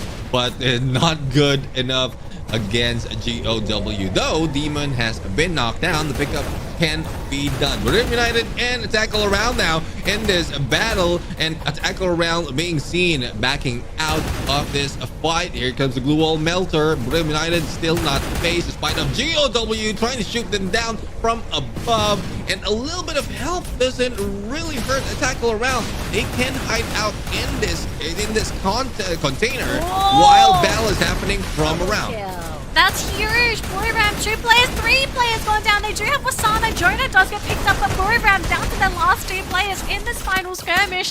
Teams having to move in because that final circle, it's creeping forward. The high ground no longer working in favor for God of Wolf PE Sports, finding a very quiet corner for themselves, very content with where they are, but Attack All Around defending their corner. They do not want to share this at all, and they will successfully eliminate Liam on the side of Star. They say, nope, this is our corner, but Jump God gets thrown to the floor, and it's going to be up to Poon God to keep things alive for Attack All Round. Only sitting on 6 eliminations, and yes, I only say 6 because they have been thriving on so many elims today. PE Esports, though, in a really good position to potentially take this game. They've got the full roster. Ju going to compete with Poon God, and Ju gets him. Yeah, Nero almost taken down, managed to heal himself. 1v4 situation, and Jonah and Do on a 1v1, but I don't think Jonah will be surviving that. And there you go, 1v4. Only Do remain. PE Sports Vietnam grabs that booyah. An unexpected team to secure the booyah on Kalahari of all these maps, but look how happy they are. They have 100%. They had those losses on their desk, ready to go for whenever they get those booyahs. But super impressed with how that late game sort of worked out for PE Sports. They played the late game. They let everyone fight amongst themselves. I think the fact that they found that very quiet corner before the final circle came in was crucial, because everyone else was just killing each other off. Yeah, definitely. I mean, it's PE Sports going back to the basic right now, putting themselves in the final circle and in a safe spot. Earlier, I did comment that PE Sports in a good spot because they're in one of the compounds, and GOW is on the other side on one of the platforms. So it is either those two teams that can take advantage of the chaos that's been happening, and we just witnessed how that ended up. Yeah, sometimes it just let the competition get rid of each other, okay? You just come in, you clean up, you play janitor, everyone's happy. You get the booyah, you get the points. Okay, sure, maybe sometimes you don't get all the eliminations, but I think in the case of PE Sports, they just got to be feeling good that they actually had a reasonably good game, because we've seen PE Sports really struggle throughout the course of the tournament. Like, they've struggled to find their foothold, to really find their place at the top of the leaderboard. They're kind of hovering towards the middle, sometimes towards the lower end of the bracket. I kind of wonder, just grabbing this booyah, could we maybe see PE Sports pick it up a little bit, you know, get that confidence back after getting this booyah, and maybe we see them try to take more control of their destiny rather than playing passively and letting everyone come to them. Well, if you ask me, my personal take on that is just keep this up.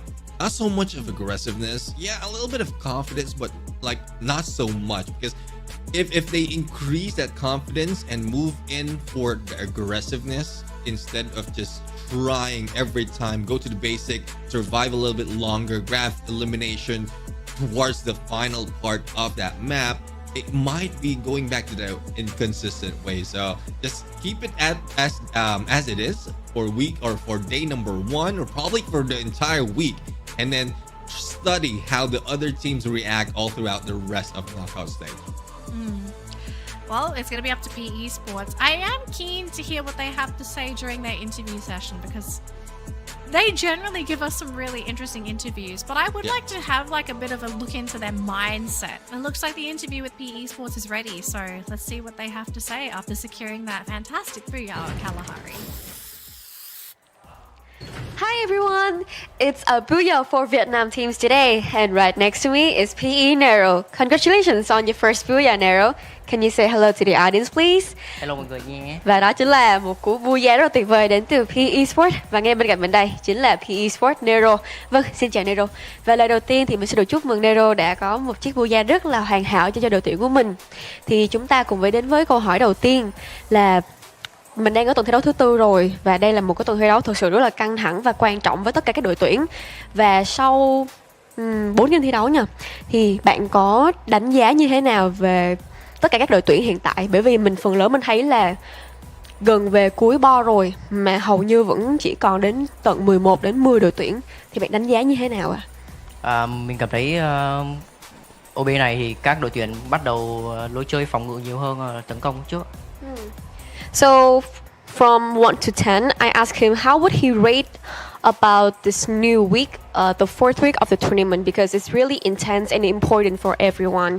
So he said for this new meta OB46, people started to play like defense style. They started to become more defensive and they started to be more careful about their play style.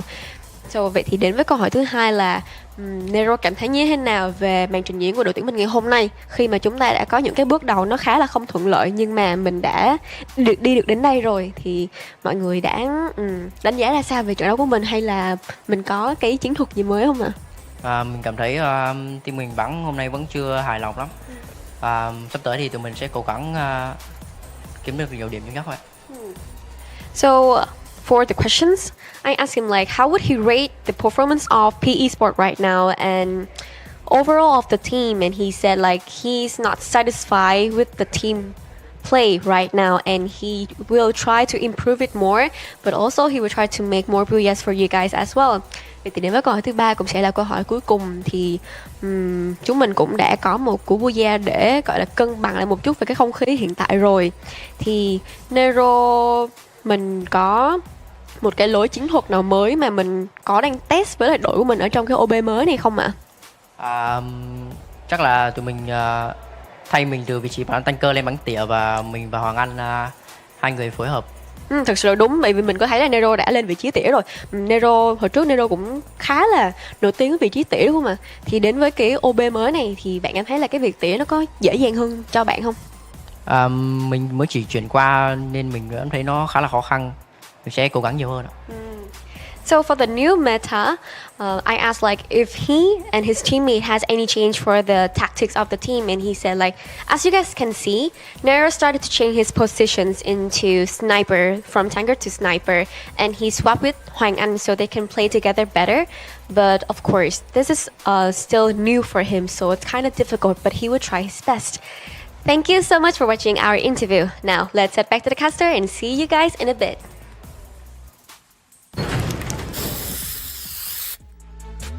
All right, there you have it. I love how Nero mentioned that they're making adjustment not only with in accordance to the update, but also like how to work it out with the snipers, especially in Kalahari. But and anyways, I mean, the first question though is with the update, they are being a little bit defensive because it does work. Even the glue walls has been nerfed so many times, and they need to find different defense tactics. Yeah, I mean, I think I said this at the beginning of the broadcast, right? I was like, how many more nerfs are glue walls gonna get to the point where they're just like kind of like paper, you blow on them and they're gone? But I do like kind of hearing the adjustments for PE Sports, because I suspected teams to go through their own personal ways of coping with the changes, and I'm glad to hear from them that they only needed to make a couple of small changes, like nothing drastic where they had to go for major role swaps, major gameplay changes. Like, okay, Nero had to play a little bit more with his teammate now. He's not so much being that frontliner, he's definitely more of a sniper role, but it's working out for them, right? Or at least in this game in particular, it worked out for them.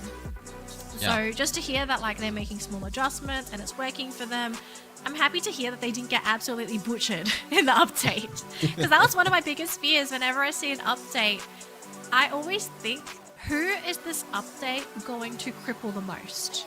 Because like realistically, I think teams I'm not sure if some people are going to agree, maybe you disagree as well. I think some teams run on patches where they'll have patches where they are really good because everything that is buffed and strong benefits them. But then there are going to be patches where you just get completely nerfed. Everything that you have based your entire strategy around gets nerfed to the ground, and it forces you to have to start from ground zero again to figure out what's my new strategy now that my old strategy just doesn't work anymore. Yeah, and that's the reason as well why we keep mentioning us casters, and I guess even the interview, adjustments are like the most said words that is needed for players, because if nerfs are like comes in against you, then you need to make adjustment on the fly. And like even for the characters, earlier we were shown the characters, but before that, let's head over to game standings yet. And this is PE Sports, equally balanced between elimination and placement.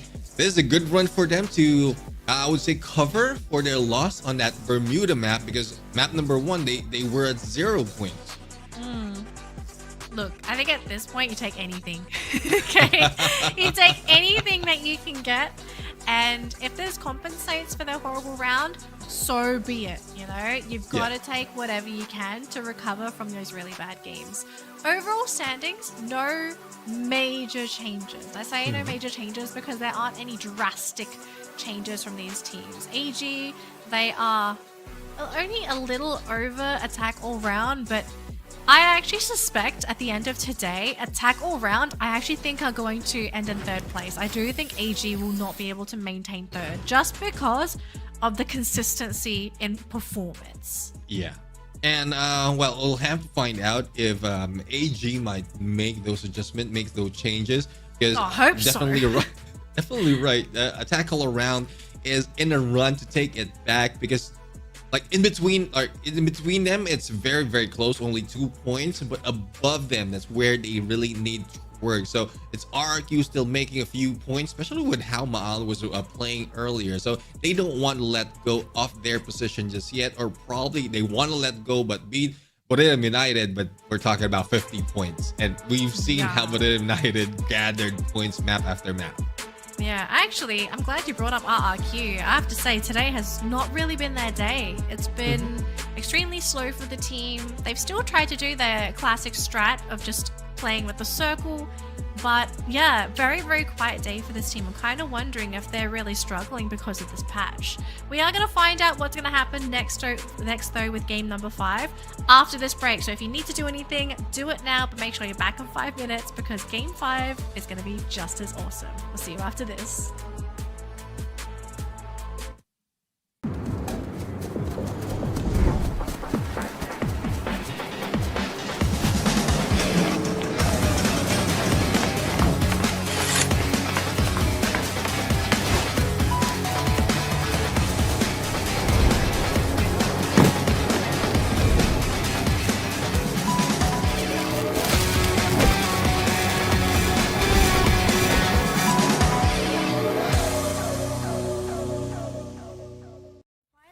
Teams from 4 regions. We have 5 from Indonesia, 5 from Thailand. You know what? We have 5 handsome teams from Vietnam. Oh, no. Indonesian is better. Everyone knows that Thailand has the best player in the world. No, Vietnam still have the best handsome teams. And 3 from Malaysia. They will compete head-to-head to win a share of the 300,000 USD prize pool. And of course, Thailand will be the one who bring this prize back home. You know it, right? It's our country. Impossible for other region to win. No chance for you guys. don't talk to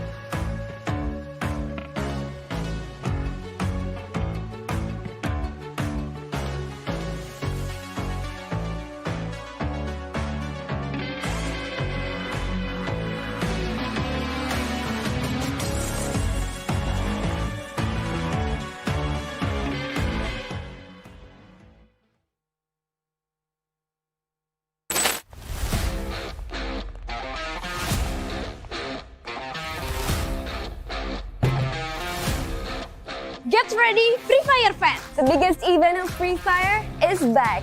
The Southeast Asia Legends will competing for the Free Fire World Series 2024 Fall Trophy.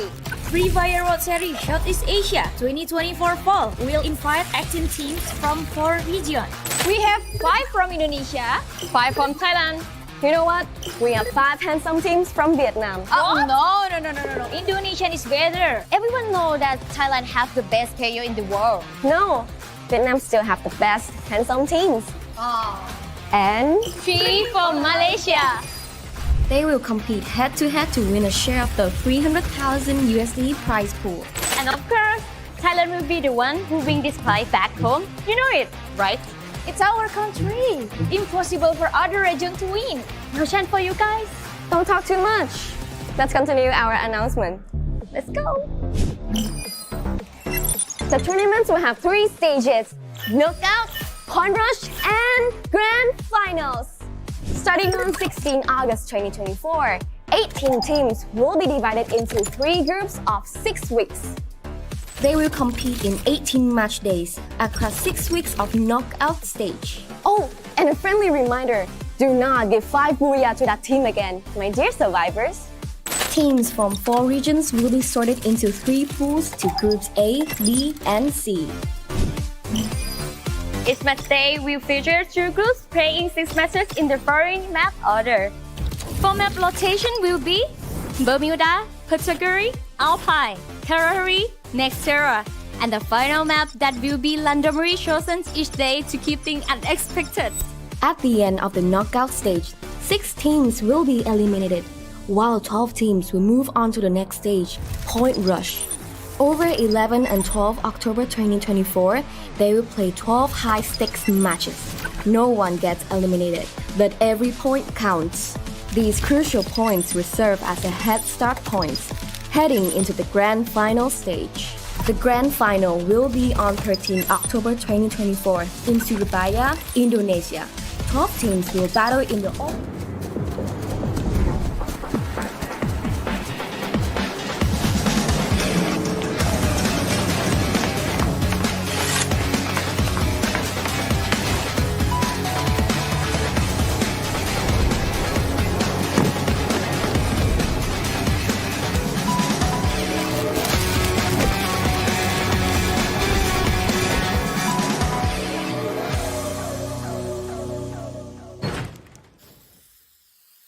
Ladies and gentlemen, welcome back to the show and this Free Fire World Series Southeast Asia Fall 2024. And we are off to our last 2 matches. We're going to find out right now if Attack All Around can maintain their reign for today. And back in the caster says, I'm Neptune the Gentleman Garcia. Together with me is the one and only Dan Lee. And what do you think will be the fate of Attack All Around and the rest of the teams for the rest or for next 2 maps?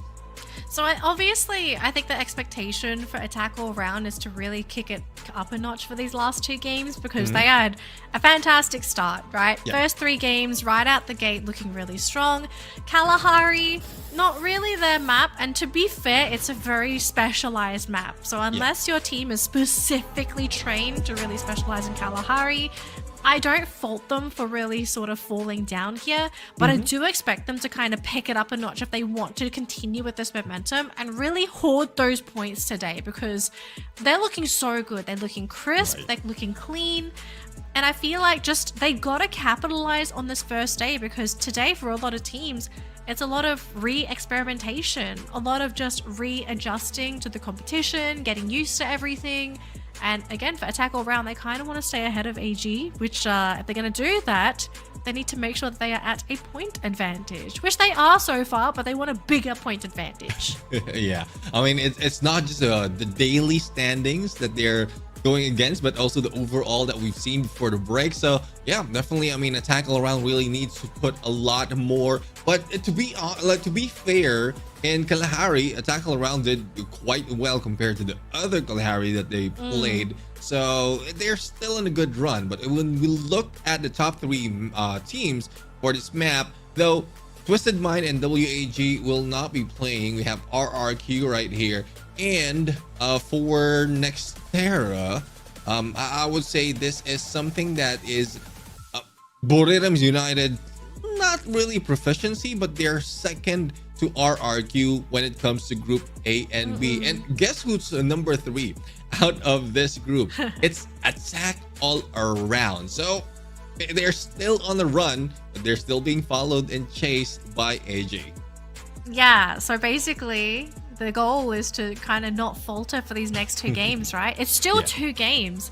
You're not out of the hot seat yet. You've got to survive for 2 more games. And some of the players, you can kind of see like the tiredness is starting to kick in because it is getting a little bit late here for those that are living within the Singapore Malaysia region. It is almost 10 o'clock. It's like 9:46 right now.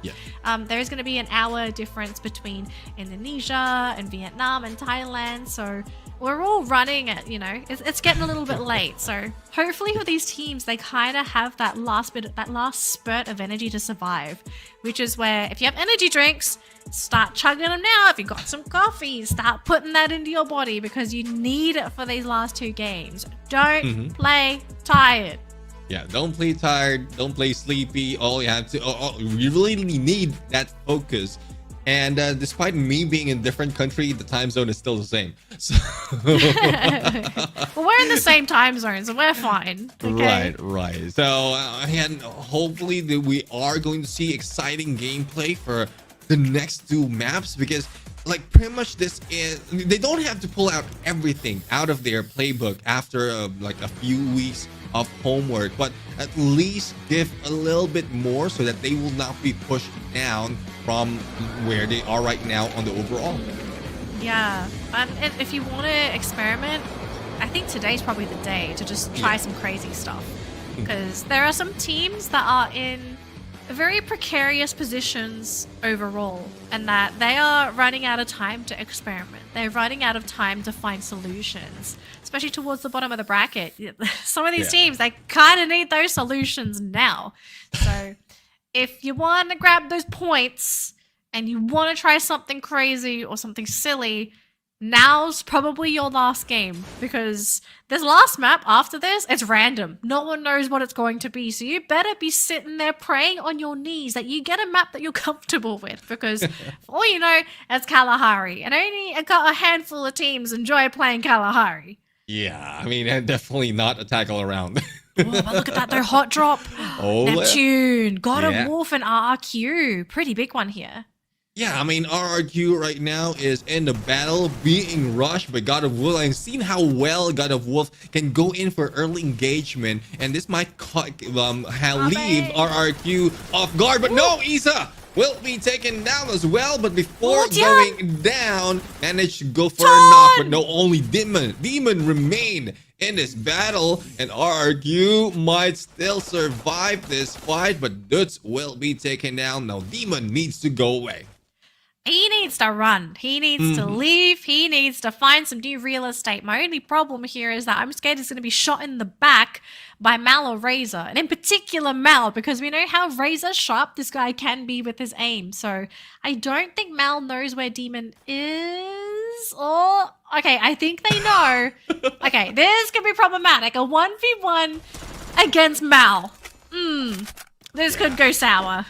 It could. In terms of anticipation, where they is. Oh, there you go. Didn't get those coins into the vending machine, and I was about to go there. In terms of anticipation, where they are, because 3 of the players has been taken out. So basically, all they have to do is wait for the vending machine, and that's what Mal and Racer did. But who is going in for a welcoming approach? It is a Team Vamos, and the lead would be McRory. But let's see if he can fight back while the rest of the team get position. Oh boy, this is not where RRQ really wants to be surrounded by Vamos. But then again, trust in Razor and Mal to maybe bring things back into the fold for the team. Trying to break through those blue walls. Razor 1v1 against McRory, but look at this. Legolas providing some fantastic support fire from the back. And now it's just going to be a poor, lonely, and very sad Mal all on his own up against an entire roster of Vamos. But it looks like he's found a vehicle and he might be able to get away. Oh, nice angle and not enough time for Team Vamos to shoot him out. And Mal managed to get away. Hopefully no one's about to meet him on the other side. And as we can see, Vamos will be left behind. A few of engagement happening on the other side as well. A pickup or a recovery will be put in by our RQ. Here comes AG in the flight, but no one will be spotted just yet. Oh boy, Mal actually ran right into Falcons. Dutz is right next to PE Sports. AG is there as well. This is looking pretty terrible for RRQ. I fear this might just be the end for RRQ after what was supposed to be a pretty exciting beginning. But Esports, though, getting into a bit of a skirmish up against Expand, and it's just Mikid and 4Cap against the entire roster of Hua Esports. They're going to try and go for that aggressive play, but with the numbers disadvantage, it's not looking too good here for Expand. Shin playing with the jumps. Oh, he actually gets knocked down by 4Cap, but the reinforcements from his teammates are there. Yeah, I mean, I guess this is a good chance for Hua Esports to grab a few more points. No elimination yet for Team of Expand. And let's see how well can they get positioned, because as you can see, Burim United will be greeting them on their approach very near to that vending machine. So hopefully they can get probably a vehicle, but no, one of the players will be spotted in that vending machine that managed to get away, and the split can give them that distraction, or give the rest of the teams a chance to get away while distracting. Oh no! Oh, Buram shooting down ducks. They get rid of Shin. They didn't actually get to see the other player that ran into the water, so extremely lucky. It could have been much worse, but Death, on the verge of death himself, extremely low, literally hiding around the corner here. So he does heal back up, but with Buriram, that's potentially going to see him any moment now. I think they know he's there as well. Yeah. Oh, Wasada just playing with him as well. Just goes for a bit of a dash. Death is down. And that's going to be it for Hua. So crippled for that early game. But thankfully they do still have a survivor out there that's going to hopefully bring the team back into the game. Now, Falcons looking to finish strong here, finding two players for PE Esports. Don't Cry immediately gets down. Razor on the other side of the map, though, getting down there by Expand. Very surprising play there. The Falcons just eliminating all of these PE Esports players. LBT! He thought he would be able to escape, but he just set himself up to be a flying duck, and is going to be another elimination added to Falcons' kill count. Yeah, and that is the revenge after what happened in Kalahari between Team Falcons and PE Sports, where PE Sports brought this team down. But let's see if they'll be able to maintain their position right now, because the blue is closing in. In front of them is Star Knight Esports. But judging from the team, though they are aggressive, it's not showing up on knockout stage, because they are still far from getting to the top 12. Currently in 14, and a huge lead between them and BTR, who's not playing right now. Yeah, that makes it really increasingly difficult, because if you're trying to chase somebody and you're chasing someone that is not even playing on one of your play days, it does not feel good trying to play catch up. Now, speaking of catch up, I think Star, if they can get rid of Falcons here, this would be such a big burden off of their back. But remember, this is Falcons. This is an extremely experienced team. RRQ being eliminated thanks to Expand, unfortunately. The Axel sealing the deal there for the Indonesians. Karo, though, being caught out by Fies. But Peter going to be sending it back their way, getting rid of Liam and Fies. Due in the meantime, though, getting rid of one of the Expand players. And Peter caught by Raz, and 18Dia getting on fire as well. Oh, Star trying to equalize the playing ground, and it's slowly working in their favor.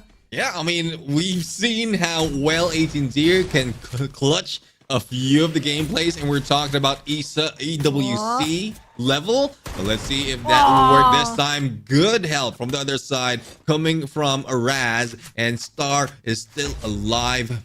Team Falcons managed to get away with only one player on the other side. It is Malaysia against Malaysia. Todak being brought down to their knees by Vamos. Vamos feasting on their countrymen, looking to secure that final one. Can they get it there? They can't get the shots. Raja escapes, but barely. And he's on the high ground as well. So McKay, he's going to have to try and find a way to get on up there, but Todak, their dreams are alive, but just barely. I don't know how they're going to make a comeback happen, but if they do, it will be a miracle of sorts. Oh boy, they found Expand though for Cap, looking to hide. And we've got a player flying in, so for Vamos, I don't know what it is with the Malaysian teams. They all just seem to go and like congregate together. It's almost like a ritual where it's like, okay guys, we're gonna meet at this place at this time. We brawl it out. Whoever gets the points wins. It's not working for them. I mean, it's not working for them because they're just pulling each other down, and they're down at the bottom of our leaderboard. So hopefully that changes. Hopefully, like the Malaysian team can find a different approach, a different tactic, though. And what we're seeing right here is like players who have been in different levels, not just in the Southeast Asia. So hopefully they can try to recall any of the tactics, or not specifically the tactics, but how they managed to change or made those adjustments in those tournaments. But YE Sports right now trying to get a good position into the next circle, but AG Global is trying to hit them down from behind. So let's see if they can survive this battle. They're crossing the bridge right now, about to meet some of the teams who's already settled. Yeah, kind of crazy how we always see Hawaii Esports running into AG. Just constant skirmishes between these two teams. Now, we could be seeing a bit of a clash here with Vamos going up against Star. Star looking to try and find a place for them to sort of settle down, whereas for Vamos, they have found their own little comfy spot right next to Expand. So, two Malaysian teams possibly fighting up against an Indonesian team. And Star, they're moving in. Vamos, they're getting ready. Oh, they spotted them. They know they're there. Are they really going to stick around? It looks like that is the play. Let's see on how well they can hold up, but because right now will be brought in and no help will be coming in. So that's the only time that they back away, but they back away, get dead into the sights of YE Sports. So Team Vamos has nowhere to go, nowhere to run, but hide. So they are just waiting for their fate right now. Hopefully distraction would help them survive. Distraction, hopefully, hoping some of the other teams keep each other busy as well. So Hawaii Esports playing along the edge. Buriram coming in on the bridge though, so playing with a lot of high ground vision. Attack all round coming in from the bottom there, looking to be pretty empty, but Falcons might be the next target here for Star. So a bit of a rematch between these two teams here. Maybe a time for Falcons to get their rematch, their comeback, or if Star wins this, you've picked off one of the biggest teams in this map. Yeah, I mean, Star would just say, we've done this before, why not do it again? But again, this is a little bit late in the game, so a lot more of preparation has been done by Team Falcons this time, despite of them coming back from the revive flight. But we were seeing a little bit of hesitation because they might be expecting a lot more of pressure, but only seeing a few players from Star right now. So that question, that curiosity might lead them to back away from that battle. Buriram just shooting a couple of pot shots there onto Hawaii Esports, who unfortunately are stuck behind this very tiny crate. This is the only natural cover this team has. I don't know how they're going to get into that circle. It's going to be the naked mile for them, essentially, just using their glue walls to try and make that run for it. So if they survive, it'll be a miracle for them. In the meantime, though, attack all round. They have found a nice compound for themselves as well. Potentially could be eliminating the last players there for Expand, but it looks like the final circle has been decided, and it's going to be where Vamos is. So for Buriram, they're going to have to try and make a move, and Expand does get taken out, unfortunately. So that's going to be the end for the Malaysians there. And AG not going to be too happy with this because Buriram are right on top of them, pelting them with bullets. Oh, but Moshi has been knocked down, and they will be lost in time. 14 seconds remaining before the next phase of circle, or this phase of her circle, starts closing in, and they're still outside of blue. Who's waiting for them? AG, that they tried to take down, but it was not successful. But attack all around. This is what we were talking about before this game. They are just chasing for that number 4 spot. Let's see who's going to win. Stop has been knocked down, and AG might be in trouble.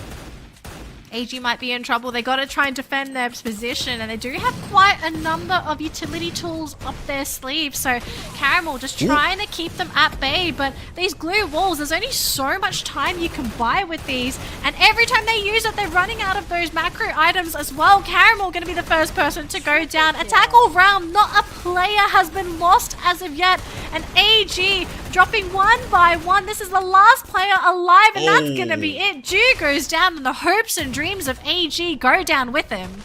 Yeah, 4 eliminations for a tackle around. But we'll have to see if that is enough or for them to get ahead of AG. But who's in front of them? That will be Buriram United, so they need to be cautious. 6 teams remaining in this phase of the circle, and the battle is happening right now. Team Falcons receiving a lot of damage, a lot of pressure from Team Vamos, causing Vamos to go and rush in. McCrory right now, no grenade on him, he will be knocked out, but On Fire is the only one from Team Falcons that can bring a lot of pressure on this fight. Carraro, no pickup will be done, and this might be it. Team Falcon eliminated by Vamos. Legolas with 6. Legolas, oh my gosh, Vamos are sitting on 11 eliminations. A fantastic performance for this team, but they are down 2 players, so they're gonna have to try and play things nice and slow. And thankfully for them, Attack All Round are busy trying to deal with Buriram, who is now charging into their area, trying to take them down with brute force, because Attack All Round, this is a major contender to potentially take this game. So far, Buriram still keeping all of their players alive, constantly juking and jiving. They call Cougar. That's a big elimination there for Attack All Round.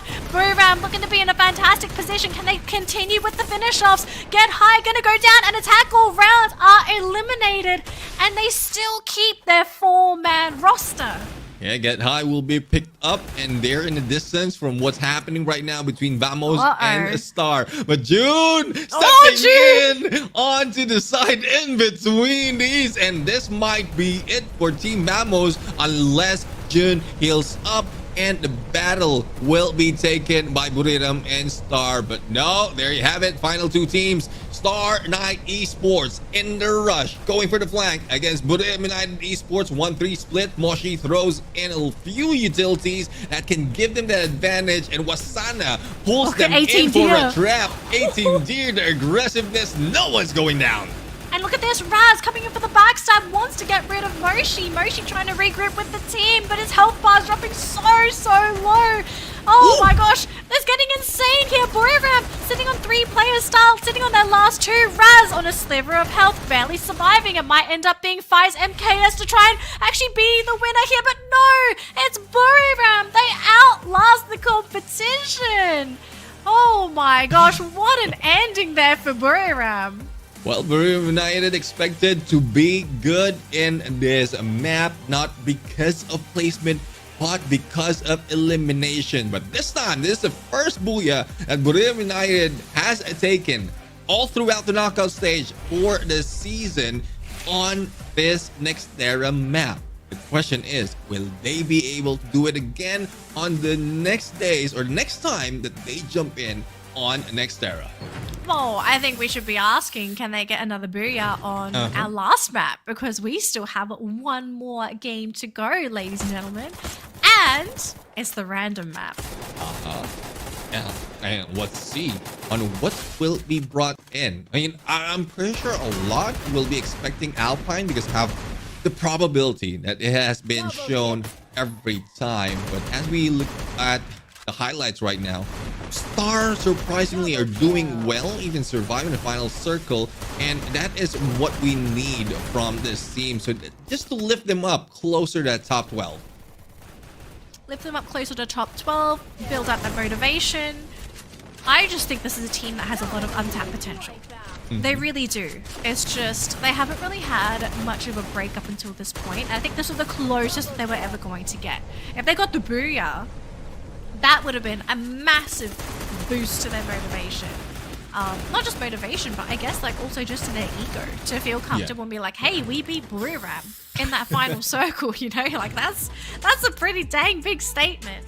But if anything for Star Knights, I think they're doing fantastic today, regardless, because it's a new patch, it's a new day, and everyone's just kind of adapting to it. And things are going to be a little bit different for day number 2, but it looks like we are ready for our interview with Buriram. So let's see what Buriram have to say after securing their second booyah of the day. It looks like it's been a good day for Thai team today because we already have 2 teams that have double booyah, and this is Jonah from บุรีรัมย์ยูไนเต็ดครับ Yay! How is going today for you guys? วันนี้เป็นไงบ้างคะ ก็ดีครับแต่ว่าเล่นยากนิดหน่อยเพราะว่ามันเป็นแพทใหม่ด้วย Oh, quite good, but it's still hard to play and we didn't have to adapt a lot because it's still in the new patch. So after we updated into the new patch already, is there any team that you think they're turned to be like an enemy to you? หลังจากที่แบบว่าแพทอัพมาแล้วตอนนี้มีทีมไหนไหมคะที่เรารู้สึกว่าทีมนั้นอะเริ่มกลายเป็นศัตรูที่แบบว่าน่าจับตามอง ก็น่ากลัวทุกทีมครับเพราะว่าถ้าทีมนั้นอะได้ M79 ก็เหมือนแบบโอกาสพลิกไปประมาณ 40-50% แล้วเพราะว่าเหมือนเป็นแพท M79 ด้วย I think all the team are getting good if that team get the M79 because this patch is quite support the M79. Okay, so any tip for your fans about this patch? มีทิปอะไรอยากแบบฝากอยากแนะนำคนดูมากไหมคะเกี่ยวกับแพทนี้ ก็ขยันเก็บแอร์ดรอปครับแล้วก็เปิดตู้ครับเพราะว่า M79 เยอะ Focusing on collecting airdrop because there are a lot of M79 in that. Okay. Last but not least, anything you want to say to your fans? มีอะไรอยากฝากถึงแฟนไหมคะ ก็ไม่ต้องกังวลครับที่พวกผมเล่นแบบนี้ก็มันเล่นยากด้วยครับแล้วมันเป็นแพทใหม่ด้วยแล้ววันแรก Don't be worried about us that our performance turn out like this because it's a new patch and we're trying to adapt to it. And this is Jonah from Buriram United Esports. So now let's get back into the shoutcaster.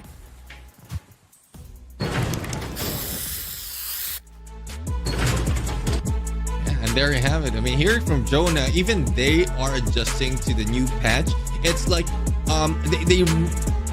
I'm thinking they're adjusting but not really making a lot of changes. They just want to feel what needs to be changed yet or before making those changes in presets and their characters as well as the weaponry, because there's a lot of adjustment that might affect the gameplay if they stick to it up until the end of knockout stage. Yeah, they're probably just experimenting with maybe some old weapons, old strategies just to see, okay, is this still viable now? Or has the new patch maybe gutted something? Has it maybe buffed something? I'd love if we had like a podcast with some of the teams just kind of talking amongst each other, you know? It's like, hey, you guys, what do you think of the new patch? And just let them talk. I think there'll be an absolute gold mine to hear what they think about certain changes, to see like, okay, is this enough to bring a weapon back? Is maybe like a particular character going to come back because a certain weapon has been buffed or some kind of utility is now more useful, like that kind of stuff.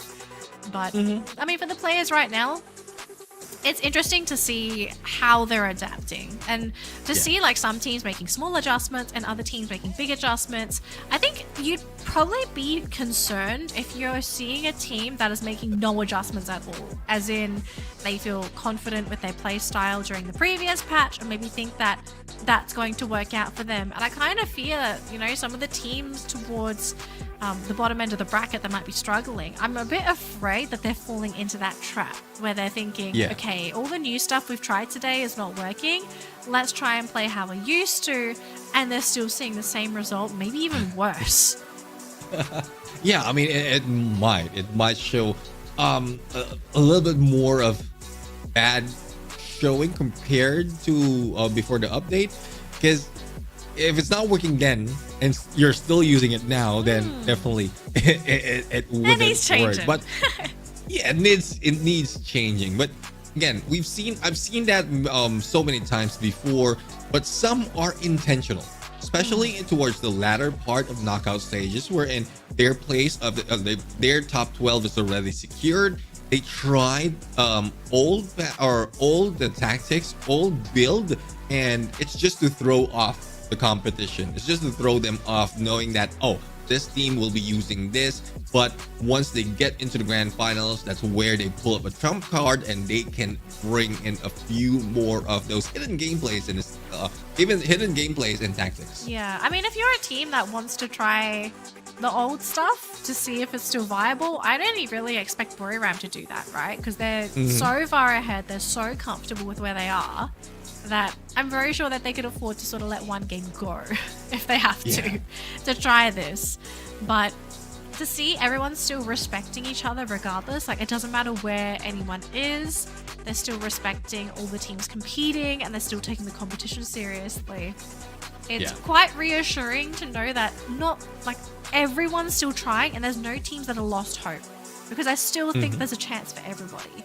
But very quickly, though, game standings, Buriram securing not only the Booyah, but also first place in the round after securing 25 points total, thanks to the 13 eliminations and 12 placement points, scooting them back up onto that leaderboard. There's just don't see anyone being able to catch up with them because RRQ having a very quiet day.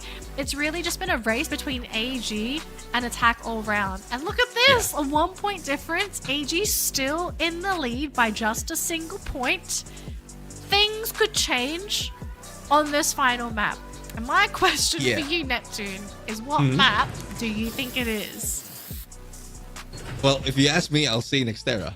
But oh, okay, sure. Like, if it's the chase, I mean, why is it only one map or 1 point between them? Is because the moment that Attack All Around was almost taking the lead, they were brought down by Buriram United. So hopefully that's not the case. Though that's not the case on this last map, because Attack All Around really needs it. They're still on the lead, but let's head over to the map selector and check out which map Lady Luck has for us. All right, map selector is here, and it's going to be.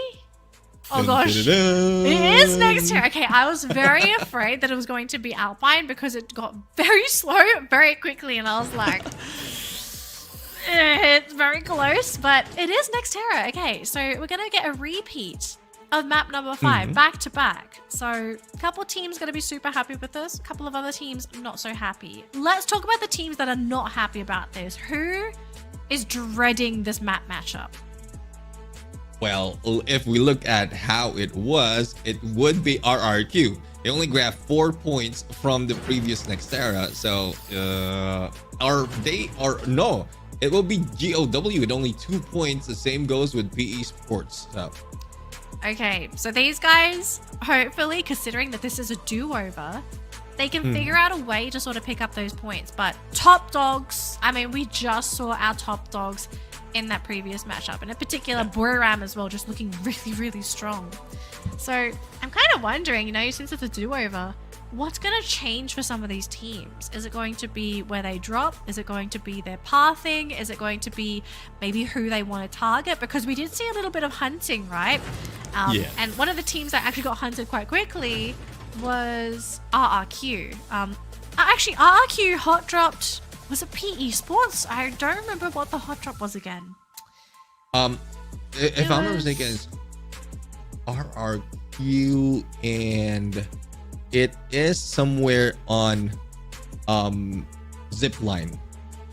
I'm trying to remember who they hot dropped. Oh my gosh. It was. But anyways, I mean, they like for RRQ, if I'm not mistaken, they fought back and then managed to get away. And then revive their teammates. That was Mal, who managed to get away after the hot drop, or after Team Vamos chased him down. Yes. So that was that's what I remember. And then they brought back their teammates, but like they were all scattered. Thus, they didn't get so much of points. Yeah, they didn't really get to play together. They didn't get to play classic RRQ, which before the patch was really the team working as 5 would get into basically the center of the circle, or where they deemed the center of the circle would be, and basically just camp out until the late game. Like that was their winning strategy before the latest update. So they have played vastly different, I feel. Like they're still showing elements of their old meta, which is the whole play in the center of the circle. But I kind of feel like we're starting to see elements of adaptation, but the team at the same time just doesn't feel comfortable executing it, right? Like, Yeah. they're being pushed into a very uncomfortable position, and it's really showing in their performance. Yeah, I mean, and that's one thing. I mean, it's also part of the tactics that put in so much pressure because you can put yourself or put the game to your favor. So let's see if that will be the case or if any changes will be done. Definitely drop spots will not change because it's a redemption for those who lost early in those early engagements. Probably peel away for those who lost as well. So anything can happen 50-50 on next era since it's a do-over. It's a do-over. It's a reset. I think it's time for revenge. If you want a hot drop, you kind of just kind of hot drop somebody now, right? It's like the best time to do so. All right. So the flight path has been determined and our teams are flying onto the map right now. Curious to see if we're going to be seeing any cheeky plays. It's going to be from the north to the south flight path, from the east to the west, and it's RRQ running into God of Wolf. So this must have been the original encounter. So we're having basically a reset for RRQ and God of Wolf, and essentially for RRQ, they need to get rid of God of Wolf ASAP. But Dots, first person down. Yeah, that has been eliminated, and let's see if they can fight back. There goes Son. So the trade-off has been done. Vamos is here too. Yeah, I mean, Team Falcons, our Team Falcons is just new to this encounter. Vamos anticipate this to be happening and try to go in, but no! There goes a hit by June, and RRQ not looking good. XM8 gameplay from Team Vamos. Oh, this is going to look really bad because Falcons storming the facility as well. 3 Falcons players up against 3 RRQ, and Razor immediately eliminated. This just feels like a reset almost of game number 1. RRQ running into this engagement early, but no, maybe the comeback is here. Peter is on the ground. Kororo going to have to try and go for the comeback play, and he caught Mal. That's a big one. The firepower of RRQ taken out of the equation. Oh my gosh, I swear this team just can't get a break. I think whoever's hot dropping, because we don't know at this point in time who is exactly doing the ones that are hot dropping, RRQ's got to move. Either RRQ's got to move or God of Wolf has got to move, because this is not working out for anybody. And again, we're talking about ego, and like we've seen so many times that a lot of teams are a lot of hot drops happening, and no one is budging an inch. They are just trading who wins and who loses, and in those cases, they will be left out of the left out for each time they go in for those engagements. But it's no pressure for RQ because like they have a lot of points already. They are on top 12, secured overall. So I guess they can risk going back onto the hot drop after hot drop, but the other team is not. Oh, McRory has been found. So Vamos going to lose another player here as John might be the only player left alive for Vamos. Now, attack all round. They're going to be moving as a group, and for Ton, don't move. Do not breathe. Don't breathe. Don't even see.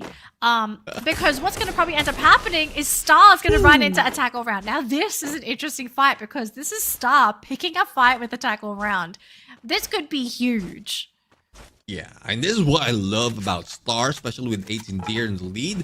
But the thing is, this is where the risky gameplay of Star usually goes in, and then they rushes in, and then they falter because they are so aggressive and overconfident as well, because they know that they can clutch in most cases. Oh boy.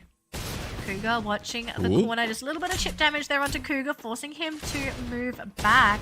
Nice. They're just going to find that one opening, and look at that. Maybe 18 deer almost finding it. Did go for a bit of a dash around the corner, waiting for them to try and pop their heads through. Trying to go for Cougar, but he's behind the glue wall. 18 deer, he manages to get the drop there, but oh, he's been caught by Cougar as well. That's not too good here. That's one of the main contenders for this team out of the picture for now. Star, they do manage to get the pick up there onto 18 deer. On the other side of the map, though, pretty big engagement as well. Poon God on the ground here for a tackle round. Cougar on the ground as well. Oh, this might just be it. A tackle round might be out of the game.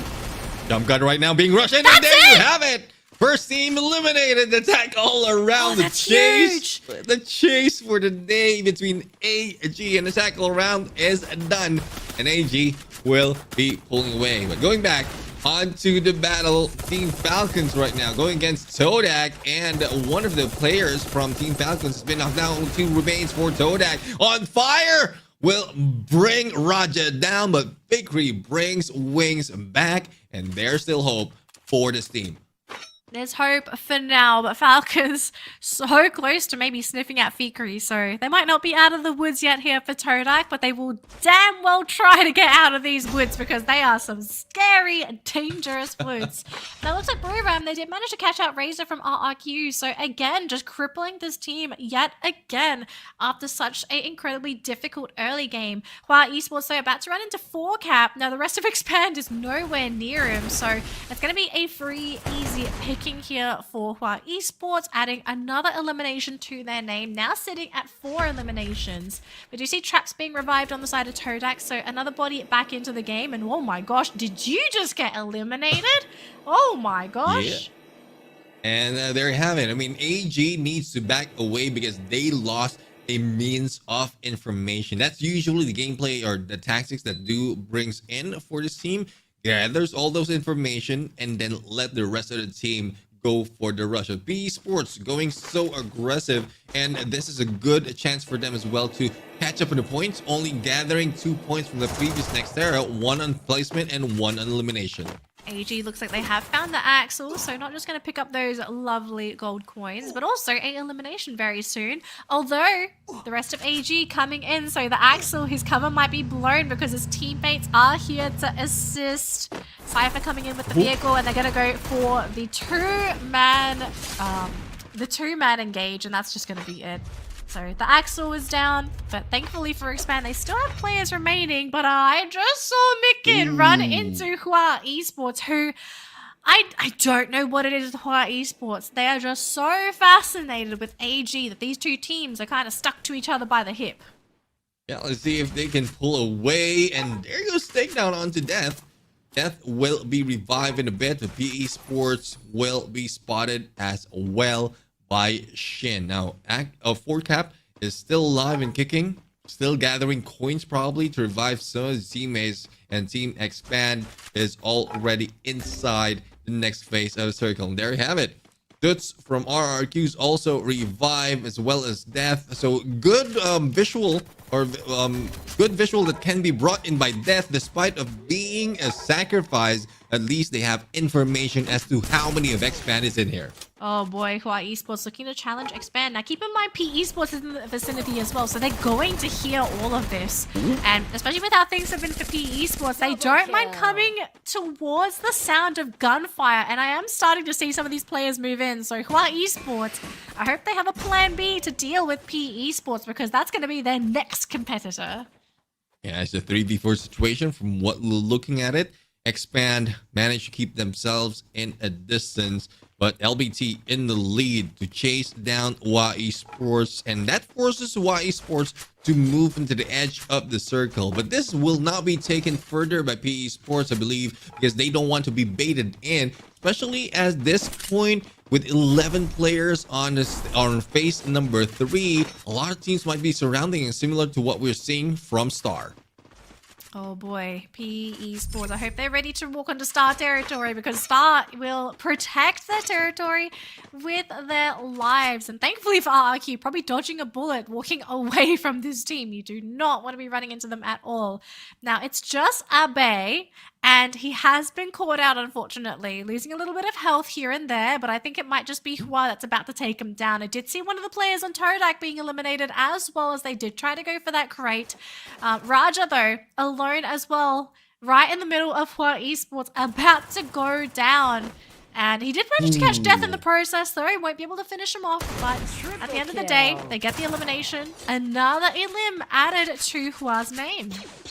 Yeah, let's see on how well Hua will be able to hold this off. They can maintain their hold on this compound, and Abe, being taken down by Poppy.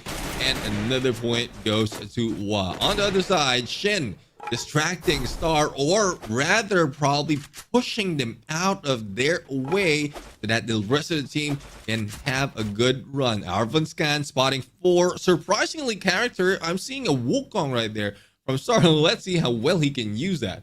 Oh, wow. Really interesting. Now at the Nostalgic. moment, very nostalgic.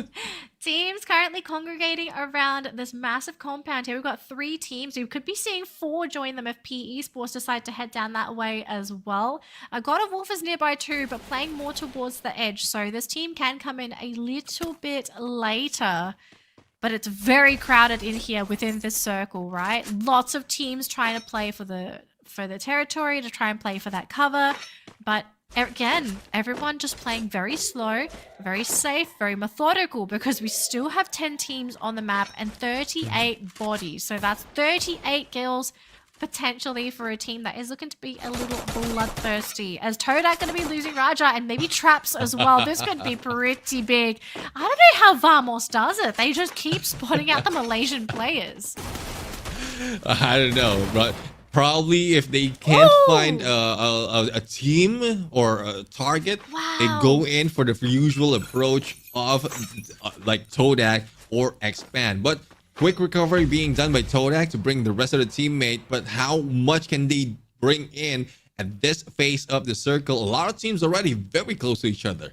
Very, very close to each other indeed. And so far, Todak, Raja, and Wings coming in. Thankfully, they haven't been shot down as of yet. They need a moment, but Raja, we see this man's health basically flickering to nothing again. So Raja's going to go down as well as Wings. And Todak, again, just the constant buybacks. Oh my gosh, Fikri is sitting on a bunch of money, gold coins. Expand, though, going to be the next team to go down. Now down to our top 9 teams here for our final play day here for teams in Group A and B. Raja going to go down yet again, this time to Caramel, who secures that Traps as well. Thanks to Caramel. Oh my gosh, it never ends for Todak. They are trying to survive with numbers, but there's only so much you can do until you just run out of coins. Yeah. And there you have it. Fikri has been taken down. And I thought, I'm thinking Fikri has already been tired of buying teammates back. So he just needs to get empties his life savings. But it's Wings is still alive though. But this will be a play for placement. Not so much that they can do in terms of elimination, unless they can pull off what we've seen earlier on map number 1. Look, I am looking at where Buriram is at the moment, and they are actually in a really good spot to potentially win this game, because you have everyone currently occupying that small area, and the other teams left remaining, it's God of Wolf, PE Sports, and Vamos playing on the outskirts. So there's going to be a huge battle royale within that compound there. We're going to be losing a couple teams. And for Buriram, there's no major contenders that are really going to be able to take them out. So unless someone, like a surprise double attack coming in from God of Wolf and Vamos, like a top two-sided attack, I just see Buriram being able to sort of sneak on in and being able to just swipe this game away, because look at it, they're just slowly creeping in scot-free.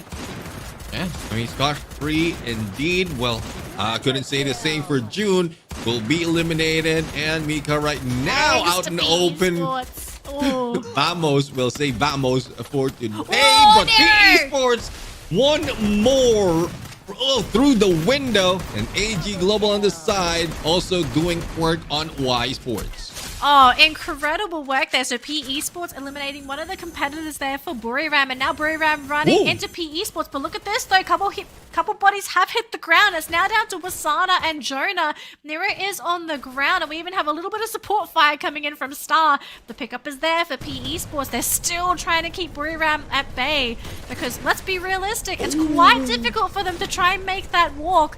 Jonah, he's still there. Wasana's still providing that backline cover fire, but PE Sports with the numbers advantage, they're feeling pretty good about this. Buriram's going to have to try and play opportunistic, because they are running out of players. They're running out of bodies. Todak, in the meantime, have lost all of their players. PE Sports have managed to find a wall to play cover with. Buriram still stuck on the outskirts. I think that might just be it. Buriram might not be able to make it in. Star sitting on the high ground here. Ooh. All 4 players still alive, catching up one of the Falcon players. One more on the ground. They thought about picking him up, but no, he's going to go straight down. Beautiful finish coming in from Raz. And it is PE Sports who is getting so much of an advantage after the damage that has been brought in by Star. And there goes Team Falcon, eliminated number 6. PE Sports still alive, a lot of elimination, and this is what we want to see from this Vietnamese team. They have slowed down the pace from the early parts of this knockout stage, and this time they're just focusing in one step, or going in one step at a time. But AG, another team, now I was expecting to have spotted Buddhism United from the other side and then take them down, but missed the show. But because they have a different show of their own on this side of the map. Yeah, so Star occupying the high ground, PE Sports on the first floor, AG on the other side with God of Wolf on the ground floor as well. These teams are pretty spread apart. Jonah, he's got a lot of work to do if he's going to try and bring this game back in here for Buriram. In the meantime, though, Cypher fighting for AG, trying and get away from God of Wolf. They do get rid of Isa. That's going to be one step towards victory. They will lose Do in the process, though, thanks to that explosion. Stop losing a lot of health, getting quite low, but Caramel doing God's work, getting rid of the demon. And AG might just be able to break through God of Wolf here. Dia is still alive, was able to take out the stop, and Caramel Cypher just between them. There you go from afar. It is not AG, rather it is a FaZe who will bring it out. Jonah, no way for him to get out. It is Caramel plus a pickup onto one player of AG. It is a 2v4v4 situation. Star and PE Sports looking good for that booyah. Oh boy, look at this. PE Sports going to rush onto the high ground. AG going to play it super slow, staying on the low ground. So PE Sports and maybe it's PE Sports and Star. We're running out of ground here. Cypher going onto the high ground, trying to engage into Liam. Jumps onto the low ground, but gets caught. Carol playing on the low ground, wants to go for Medic Gaming. PE Sports still staying on the ground. And it might end up just being a game of these two teams trying to out-survive one another. The ground is there. It's time to jump. Caramel still playing Medic Gaming. PE Sports and Star still playing within that circle. Caramel still surviving. He must have run out of health kits. I think that's going to be it for Caramel. Oh my God, Caramel! Oh my goodness.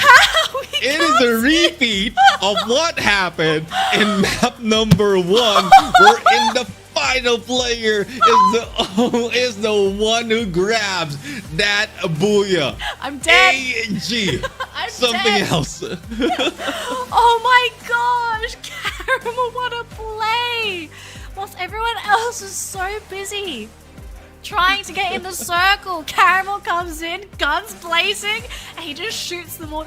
I have to see that through his perspective. That was brilliant. That was brilliant.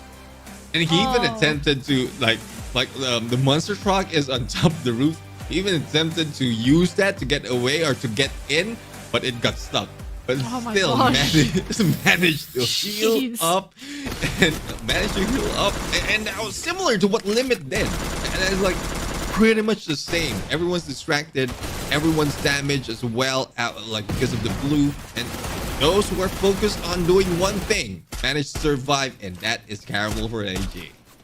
Look, Caramel, I mean, he made the safest play possible, because if he's tried to stick his nose into that business in the late game, he was going to be shot down without a doubt, right? So sometimes it's just let the competition get rid of each other. You come in at the last minute because you know where the circle is, and just pray that you either outlast or you manage to land those crucial shots, which he did. He did. Like, at the end of the game, when the game practically ended, he had nothing, right? One more tick of the blue zone was going to kill him. So, you know, this is where aim is so important. Every shot count. Look at this. Look at this. Everyone's on the ground, and Caramel lands every shot he needed to. Oh, that was brilliant. I have to see that replay. I can't wait for tomorrow's highlights. Oh my gosh. Can't wait for tomorrow's memes. Yes. So imagine it started one way and then it ended the same way. Incredible, man. That was awesome. I think it was just a great way for the team to end, because like things were looking a little sour, but man, look, interview's ready. I want to know what they have to say after that, because that was fabulous. And this is AG in the house! Yay! Put your hands together and welcome Caramel. ครับสวัสดีครับ How was it your day? เป็นไงบ้างคะวันนี้ ก็ผลงานคาดไว้ไม่ต่ำกว่า80แต้มครับก็ผ่านครับถือว่าดีครับ I was expecting to earn more than 80 point and we meet the standard. Okay, so can you tell us about the last scene? It's so excited for me and all of the Thai team. เล่าสถานการณ์สุดท้ายที่ในวงสุดท้ายที่เกิดขึ้นเมื่อกี้หน่อยค่ะเพราะว่าทุกคนแบบตื่นเต้นมากแล้วแบบเราทำได้ ก็ตอนแรกจะตัดสินใจพันยาสู้ไปเลยครับแล้วแบบยาใหญ่ผมหมดก็เลยตัดสินใจเข้าไปวัดเลยครับ At that situation I was trying to use medkit for the competition but it's all gone the medkit all gone so that's why I make a decision to just rush into the circle and it just happened. How can you be so calm in that situation? Because I always scream for what happened. How to manage to be this calm? ทำไมในช็อตนั้นเราถึงใจเย็นได้ขนาดนั้นแบบว่าเรามีวิธีการยังไงเพราะว่าจากในสายตาคนดูเนี่ยก็คือเราลุ้นตามมากแบบแทบจะกรี๊ดตามทุกช็อตอ๋อก็วงอย่างนั้นแบบเราพันยาสู้บ่อยครับก็เลยแบบชินแล้วครับมันชิน We are quite used to using medkit at the kind of circle like that. So we used to it. Okay.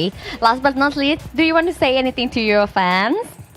มีอะไรอยากฝากถึงแฟนๆไหมคะก็ฝากเชียร์ทีม AG ด้วยครับพวกเราจะเอาแชมป์ให้ได้ครับในรายการนี้ครับ Please keep cheering and support us. We will try to get the champion cup for Thailand. And this is Caramel from AG. Yay! Please support them นะคะ And this is the last game for today and hope to see you guys tomorrow again. And now let's get back to you, Showcaster.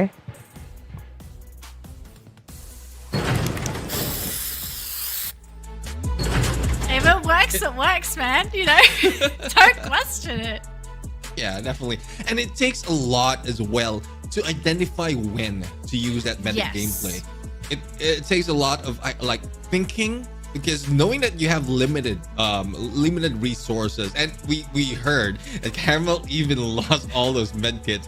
So limited resources, understanding where you have to go. Though I sorry Caramel, but I had to laugh of you trying to pull up that monster truck from the roof, but it did work. It did work for you. So a lot of practice, a lot of things, experience as well has been brought in or brought them with that booyah. Yeah, I'm actually glad you brought up experience because I think a lot of players wouldn't think to try and go for the medkit gaming, right? They would probably try and think, okay, I've got to brute force my way into that circle. So let's just go in guns blazing and maybe hope I survive. But the fact that Caramel, he not only did he plan to do medkit gaming, but you could also see in the way that he moved, he already knew where he was going to go when he wanted to rush into the circle. He had a clear entry plan. And things like he got lucky too that entry that window that he had to jump through didn't get blocked. Because if that window was blocked, he wouldn't be able to make the combo happen. He wouldn't be able to get those eliminations. He would have been eliminated by that blue zone. So the fact that everything lined up for him, he pre-planned everything during the medkits. That's what separates someone that has played Free Fire for and this is competitive Free Fire. This is not just Free Fire. Competitive Free Fire to someone that might be new to the scene. Because the gap in experience, you know, sometimes you have to experience something at least once in your life to understand how to deal with it. Yeah, not only that, the decision making, like taking the risk. So like thinking, if I risk on jumping out of the compound and going in for the rush, there's a 50-50 or probably even less, but they know that risk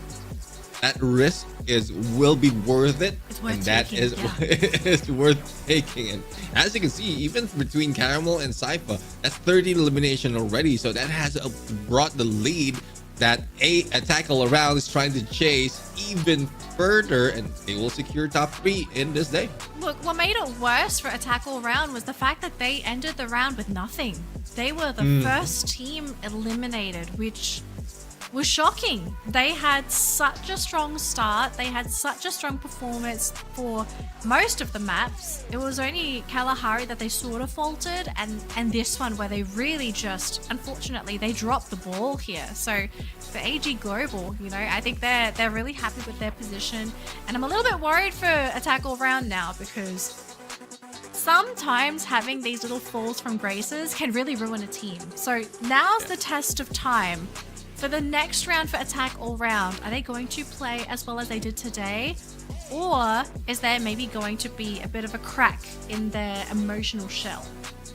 Well, that would depend though. If their game will be by tomorrow, then there's a huge chance that there will be some communication that will not go well after this day. But if they will have 1 day's rest, then they can like patch things up, iron things before they jump in. But before we go there, let's look at the game standings. 30 points for AG Global, 18 elimination plus the Booyah, and that is how they started the game with, or the day, with 30 points as well, and that brings them to the day, or this day's #1 spot with 116 points overall. I mean, they set their goal.